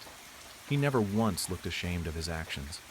He looked more annoyed than anything, like my mother had just gotten in his merry way. My father was beside himself with grief, of course. I could hear him wailing long into the night as he hid himself away. The various cousins had flocked to our house like gulls, offering sorrow in one hand and a hefty plate of pasta in the other. I didn't think they were callous. It was just their way. My Uncle Tony had clamped a gorilla hand on me and pulled me in, muttering it was going all be okay. His breath had a lingering smell of sambuca and cigar smoke. We were sitting in the living room, our clan chattering amongst themselves, leaving my father to his torment alone. They grieved for her, my mother, I know they did. Yet they treated her wake as one big family reunion. In the corner I heard some of my Tanner cousins slurring at each other in the tongue of the motherland. In the kitchen I heard the crazed yet harmonic voice of my Uncle Corrado in the kitchen, serenading his wide-eyed nieces and nephews. Uncle Tony could see the miserable look upon my face, and gave me a loving smack in the head. "Hey, don't look so miserable, my boy. Your mother is gone, but the family? It'll always be here for you," he said through puckered lips. "Don't you worry either. That son of a bitch is gonna get his." He warned, a tiger's grin forming on his face. You mean the... Uncle Tony cut me off with a finger to his lips and a firm grasp on my back. We don't talk about it here, Bad Karma. It'll be taken care of. That's all you need to know. Let me ask you something, though. How does it work? I whispered to him, leaning into the man despite wafts of drink and bad cologne emitting from him. Suppose you'd have to ask your pop about that, he said after a moment. He took a sip from his drink, a long one. Have my theories, of course. We all do, he admitted quietly. I perked up at this. To be honest, I always just assumed someone within the family took care of things, I admitted uneasily. This got a hearty laugh out of Tony. Christ, kid, you think we're a... He tapped his nose. No, come on, we're a lot of things, but we're an honest bunch. We ain't connected like that, he stated plainly. The thing with the book, I don't know how it works other than magic, kid. Gotta be. Keeper of the ledger has gotta be a warlock or something like that, using the old Italian black magic on people. Tony slurred. A crazy explanation, and one I would hear at least twice more that night. After I left Tony's charming embrace, I went around and casually asked about the ledger to others. Some laughed it off, others hushed up real quick. Few cousins even thought we were connected after all, said the ledger was a hit list for those who owed certain people too much money. Others said the ledger was a myth, a family fable to make us feel better during hard times. That didn't account for the deadly results of the myth, of course, but they dismissed it as bad luck. In face, that's what some others said as well, that we were blessed and others purely unlucky. I heard it all. Blood magic, a pact with a demon. Ask any member of my family and you would get tangled in a web of conspiracy. The only common answer was, your father would know better. That night I decided I would ask him about that solemn task. The rest of the evening was spent with the comfort of relatives and array of pasta and meat. The fridge looked like it had been fully staffed by an olive garden, and the aroma of herbs and garlic clung to the air in desperation. Soon enough I was alone in the house, save my father who was still holed up in his room. It was a deadly sort of quiet in that house, the kind where you can't bear to be alone with your thoughts. I tiptoed up the winding stairs towards my father's room. Stopping at the top, I called out to him. The silence slapped me in the face. My father's door was shut tight, yet I could see light creeping out from the bottom. I approached the oak wood door with a sudden caution, worried that my father had decided to join my mother wherever she rested. I crept towards the door like an unwanted intruder, and to my surprise it creaked open ever so slightly. Light slashed my face, and I winced at the sudden flash of white lightning. I peeked inside and stood frozen at the impossible sight before me. My father sat on his bed, clutching his silk sheets like his life depended on it. His head, frosty with age yet full of hair, was titled upward. His eyes had seemed to roll back into his head, his ghostly whites looking out into nothing. My father was engulfed, no embraced, by a massive pair of feathered wings. The feathers shined bright in the dark, like diamonds shooting out the most blinding light imaginable. The angelic wings were attached to a massive yet slender figure kneeling down behind him. It had to be 9 feet tall as is. I couldn't imagine how large it was standing up. It had flowing golden hair, each strand as bright as a 24-carat star. It dangled its arms over my father's shoulders, like it was straddling an old friend. The arms had these circular growths on them, oval-shaped yet glassy. It was only when I saw the being's face did I realize what those growths were. The being had soft eyes, 8 pairs of them on the face. I could make out no nose or mouth. The being simply had eyes all over. They were white with golden iris placed perfectly in the center, like it had been sculpted by a master craftsman. The longer I looked at this being, the less frightened I became. My fear slowly melted away and was replaced by a soothing voice in my head. It simply told me, "Be not afraid."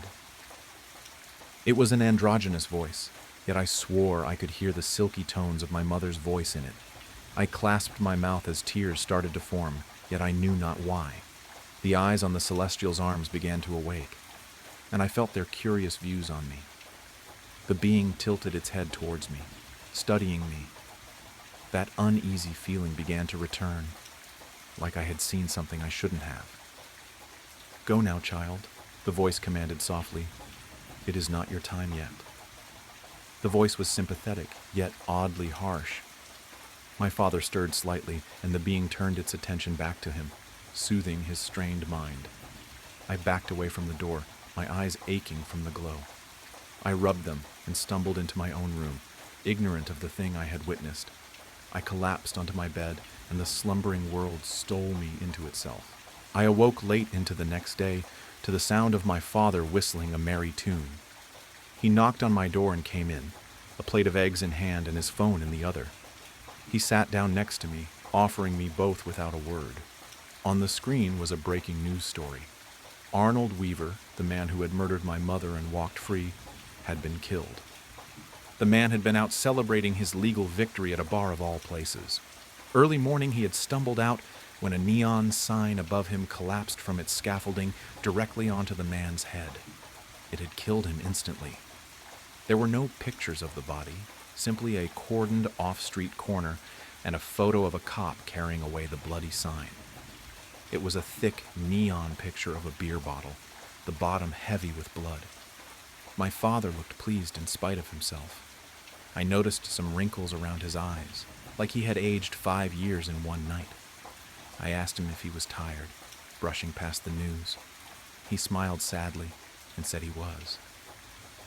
"Using the ledger for yourself takes more out of you than it normally does. But it was worth it," he explained. "Dad, I looked into your room last night and I began eagerly, but taking one look into my father's eyes was all I needed to clamp shut. Don't worry about that just yet, Leo. I heard you were asking everyone at the wake last night." He spoke softly. "I'll tell you all you need to know for now. The ledger was a gift to our family generations ago. It was meant to protect us and avenge us when it failed. Of course, you've heard some of the things your cousins have asked for. That man at Cousin Sarah's job who got the promotion over her, for example." He scoffed, then winced at the memory. "The keeper cannot refuse a request, you see, no matter how abusive the use of its power can be. It takes a part of you every time, Leo. My father died young, as his before, and I'm sure I will as well. There we shall be judged, and I just hope they will look upon us with mercy." He grasped my hands. "Do you understand what I'm telling you here?" I nodded my head, and to be honest, even now I don't fully grasp it. He accepted my lie, and we went about our days like nothing had happened. This was 6 years ago now, and today is the day I buried my father. It was an aneurysm, or so I'm told. It came for him while he was sleeping. Probably didn't even feel it. We should all be so lucky, my Uncle Tony had said as he gorged himself on wine and pasta. A man pulled me aside during the funeral and explained my father had left me a locked box and a small sum of money as part of his will. He had the box in hand, and I didn't even have to open it. I tucked it away in my coat jacket and thanked the man, who disappeared into the crowd. I felt ill after that and started to leave. An arm caught me as I was out the door. I turned to see my Aunt Rita, her chalky face hidden by a vial of sorrow. She followed me to my car, saying how sorry she was Vincent had passed, and how it was the cherry on top of her week. There was new neighbor at her condo, you see. She was young and taken to partying late into the night. Sometimes it would be 10, even 11 p.m. before the music finally died down. She said she wished Sarah Larson had never moved next door to her. She gave me a cold look as she said that, and a peck on the cheek as she said her goodbyes. I just stood next to my car, a sinking fear in my chest I hadn't felt in 6 years. So now I sit in my room, ledger in hand. I stare at the thousands of names etched into this tome. The paper has become cracked and wrinkly. It reeks of mothballs and dust. I have just finished adding the newest name, and now I wait, I suppose. I await the coming of the being, this guardian that has watched our family squander its power over petty grievances. My father was right in the end. I can only hope we aren't judged too harshly. The Valley. Hi 3 Reddit followers. I am sorry for being gone for so long. You know how life can be. Devastating. I am writing this and posting it because I need answers, and I think it's a way for me to cope. Or at least, that's what my therapist said. Bear with me, I am not much of a storyteller. So, about a month ago, me, my best friend and boyfriend went about an hour southwest of where we live to visit our friend. For the sake of privacy, I will call them Colby, Vincent, and Ashley. Ashley and I grew up together. She is kind, easygoing, and a crazy-ass sense of humor. Colby is my boyfriend of almost 2 years. He is patient, protective, and honestly the best person I know. And Vincent is spunky. He walks around wearing cowboy boots. He is loyal, personable, and adventurous. Vincent and Colby are best friends. So we've all become really close. We play Xbox together, camp, get drunk, etc. Part of the way we bonded so fast and got so close was because we all share a love of the paranormal. Shocking, I know. One weekend, like many others, Colby, Ashley, and I pack up in Colby's car to make the drive down to see Vincent and do our usual activities, getting drunk and ghost hunting. The town Vincent lives in is weird. I don't know how to explain it. It's just weird. Stuck in a different time. Almost everyone there is old, or been there since they were born and will never leave. It was an old mining town, and the people there share stories of their hard times working the mines and how business boomed and crashed within years of each other. But what almost everyone shares stories of is the Valley. A canyon just off the 2-lane road referred to by locals as the freeway is what the people in town call the Valley, a dead-end canyon stretching no more than 15 miles. This is where all the mines were and still are. Now the town is dry and cold, the kind of cold that cuts through your skin and into your bone. The wind never stops. Summer, winter, spring or fall, it's always windy. Especially in the valley, the wind whips off the rock walls and roars through the dead trees. Some nights in town, the wind coming out of the valley sounds like screams. The drive to see Vincent was as boring and ugly as usual. I sleep most the ride while Colby and Ashley bullshit about politics, religion, etc. I drift off to the start of another discussion I don't care enough to be a part of. Just as quickly as I'm asleep, I wake up to the sound of the wind hitting our car so hard I fear we might fly off the road. That's how I know we've made it. We meet Vincent at his house and make up a plan for the night, the spot we want to get dinner at, and where we want to ghost hunt. It's a weekend, but in town it's dead. The hum of the neon sign outside the restaurant we come to every time we're in town is the only thing breaking the silence except the damn wind. As we sit down and order our usual dinner, Vincent tells us that he has somewhere he wants to show us. It's just up the valley. It's called the Devil's Playhouse. Just as those words escape his lips, the waitress on her way over with our pitcher drops and shatters the whole thing. She sheepishly apologizes, sweeps it up, but stops halfway. Did I hear you say the Devil's Playhouse? Sorry, it's just, I am new into town and have heard the rumors of that place, did you know? Vincent shoots her a look that's quick to shut her up, and she leaves. I asked him what the stories were about this place. He leans in close to us and whispers, "Well, as you guys know, the valley, well, actually, the whole town was built for the mines. So when the miners settled here, some weird people came with them." He glances around to make sure nobody is listening and lowers his voice even more. "Well, the people would take, like, horses, cows, even the miners' fucking pets, and take them up to their spot and slit their throats and fucked up shit like that. They said they did it for the devil." He clears his throat and leaned back. "But that's just an old rumor, who knows what happened, but either way, the place is freaky." Ashley looks around at us in a deep voice and says, "That's what I'm going to do to you guys if you don't Venmo me for dinner." I laugh and roll my eyes. We finish dinner, pack up in the car. "Fuck," Colby says, feeling around in his pockets. "I lost my zins. Can we stop at a gas station, please?" Vincent pulls off into a gas station that consists of one pump and a small shop. We go inside and I'm browsing around when I see Ashley bump into a tall, lanky, awkward-looking man, knocking the items in his hand to the floor. "Oh, I'm so sorry," she says. The man turns around with a big smile on his face and says, "No worries, ma'am," and picks up his car keys and a pack of cigarettes up off the floor. I watch as he walks out to the parking lot, gets in his nice brand new truck and drives away. Ashley has moved onto the next aisle when I realize I'm staring. Vincent walks up next to me. You ready? I asked him who that man was, and he says, Lance Cornell. Dude's nice as hell. He lives at the mouth of the valley. Funny enough, he owns the beer. You know the place we had dinner at tonight? I smile, and we all walk out the gas station and load back up into the car. In the car, Colby's puts a hand on my thigh and rubs his finger against my jeans. Ashley whips her head around from the front and says, You know what I think I've heard of this place? Yeah, like some kids went missing hiking up here and were never seen from again. She narrows her eyes and looks right at me with a mincing glance. Hey, stop that. She's lying to you. Nobody's gone missing. Vincent gives me a smile in the rearview mirror. The sun is just starting to go down when we get there. We're swapping scary stories the drive up, but as soon as we cross the threshold, the stories stop and a sense of dread fills the space the stories held. Vincent drives up to a gate with a giant no trespassing sign on it.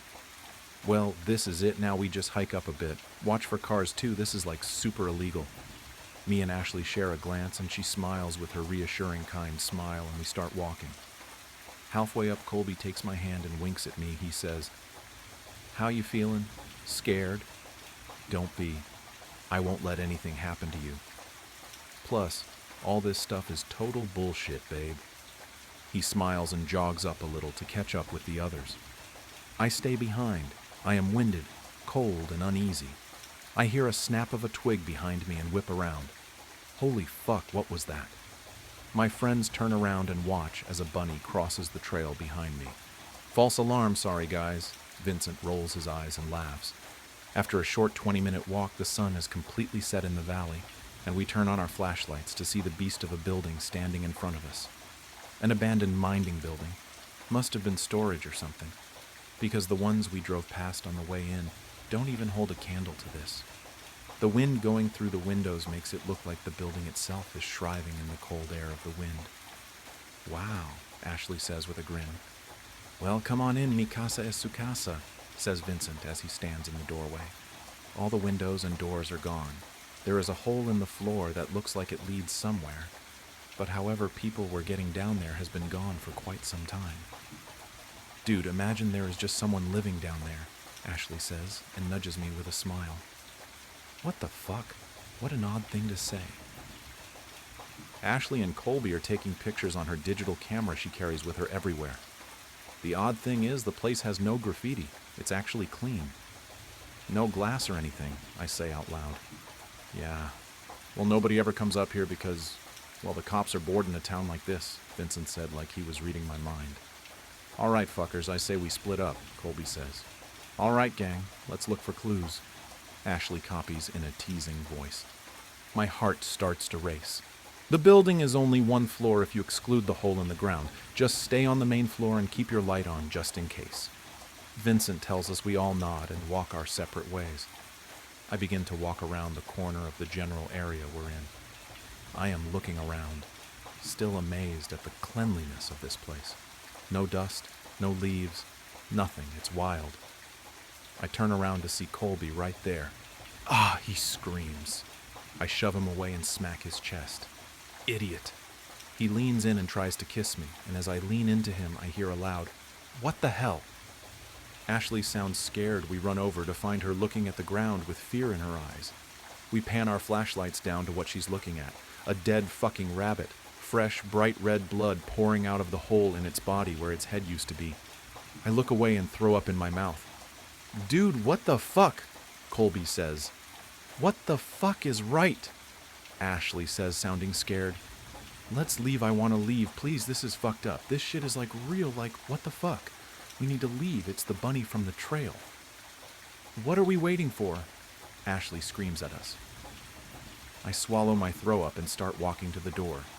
The boys are standing there staring at it. As I walk away, I start to lose sight of them. It's so dark that I don't know how people would navigate without a source of light, and it's so quiet, almost peaceful. Wait a fucking minute, it's so quiet. What happened to the wind? My heart drops to my stomach, and a pit joins it. It's like we all notice it at the same time, the silence. Deafening. No rubbing of tree branches, no bugs, no hum of electricity, no sound of shoes on the floor, and most definitely no wind. "Wow," Colby says. "Can we go now?" asks Ashley. I pan my flashlight around to each of their faces. My heart is beating so loud, it's filling the silence. "Chill," Vincent says. "Don't freak yourself out, okay? It's probably nothing. Let's go. Okay, you're right, this was a mistake." He takes a step back, and as he does, I see a figure in the back hidden in the darkness take a step behind him. The figure smacks Vincent's phone out of his hands and onto the floor, silencing my heartbeat from my ears. "Holy fuck! Wait, what? Vincent!" Ashley screams. We all panic, getting closer to each other. Just then, the sound of footsteps on the floor running, no sprinting towards us. Colby yanks me out of the way, but he's not fast enough to grab Ashley, the figure running, picks her up in a single swoop, and I hear her cry out as his voice gets more and more distant. "Ash," I start to say, as Colby covers my mouth with his hand.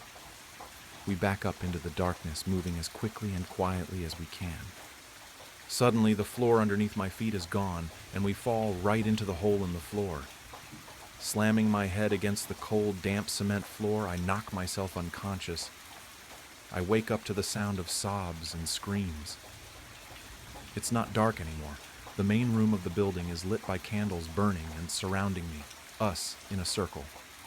We're all tied up, bound by our hands and feet, sitting next to each other. 3 hooded figures stand far enough away. The candlelight isn't showing their face. "What do you fucks want with us?" Colby yells. "You please let us go," begs Ashley. One of the men steps forward and into the candlelight. A bald man who looks to be 60 is carrying the head of the rabbit, the blood still dripping on the floor. He holds the head above each of us while muttering under his breath. The blood is dropping onto my face. Warm, wet, sticky, the metallic smell filling my nose. I gag and cry and shake and all the things. After they put the blood on Colby mine and Ashley's heads and faces, they stop at Vincent. One of the hooded figures step forward. A short, fat, hairy man in his 40s reaches out a hand towards Vincent. He mumbles something under his breath. Vincent, crying, looks at us and back at him and takes his hand.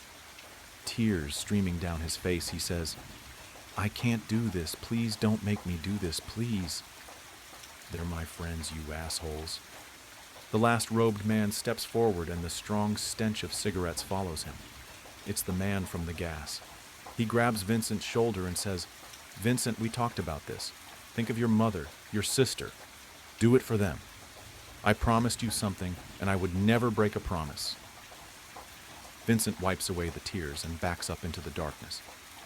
"Vincent!" Colby screams. "What are you doing to him? What are you doing to us?" Tears are gushing out of my eyes as I see the fear on Colby's face. Before Colby can say another word, his throat is slit, and blood is spewing out all over his clothes. He looks at me. His eyes widen with fear, and his body slumps over. "To appease," they all say in unison. Just then, Vincent returns with container of lighter fluid. He drops it to the floor as he falls to his knees. A blood-curdling scream escapes his lips. "No! I told you not him! You told me you wouldn't hurt him! Please don't!" He is shaking and crying and holding Colby's limp body, his blood soaking onto Vincent's clothes. Cornell says something under his breath, and the other 2 drag Vincent away while he is kicking and screaming. Suddenly, the screaming stops. I am shaking. My heart is shattered. I'm so shocked I almost forget Ashley is next to me until I hear a whimper and see her bloody and shivering, a piss stain showing on her pants. The 2 men return, one of them picking up the gasoline while the other picks up matches. They begin to make a ring around us, and just as they're about to light it, Cornell mumbles something to the other 2, and they pick me up and untie me. I try to run over to Ashley, but they yank me back. "No, wait, I want to see her, please. What are you doing to my friends? Please, no." I can barely see through my tears. "Run," the bald man says. "Leave this town and don't ever come back." Before I can dispute the circle around, Ashley is ablaze, and she is screaming, screeching, crying. I can't take it anymore, so I run. I leap out the window, fall to my knees, but I don't stop. I get up, the wind is back. It's whipping the tears flowing down my face. My feet give under me, and I fall down the mountainside. I slam my head on the ground, my hands and bloody and scraped. I don't stop. I get up. I am just at the car when I stop.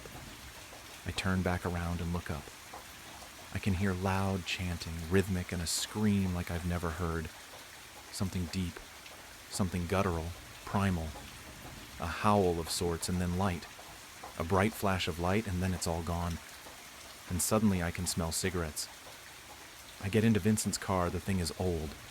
It barely stars, but it does, thank God. I sit there for a second, looking up at the building, and then I scream. I slam my hands on the horn. I cry, and I cry, and I cry. I slam on the gas and don't stop until I'm out of the valley, out of the town, until I'm back in my town. I show up at my local police station covered in blood. I tell them everything, and they write it down and speed away. Sirens on, backup arriving, the whole 9 yards. They don't find anything but a circle of dust and ash on the ground. The police told the parents what happened, and I've been questioned multiple times, although my story never changed. They've held 3 funerals, but I didn't attend Vincent's. I couldn't and will never enter that town again. I didn't attend anyone's, so now I'm here, alone, haunted by the memories of that terrible night, in a fuck ton of therapy, on the news, in pain and suffering. I just don't understand why they didn't kill me. I wish they would have ended it all and killed me. Please kill me. Nobody believes me, but I know what happened. It all happened in that fucking valley.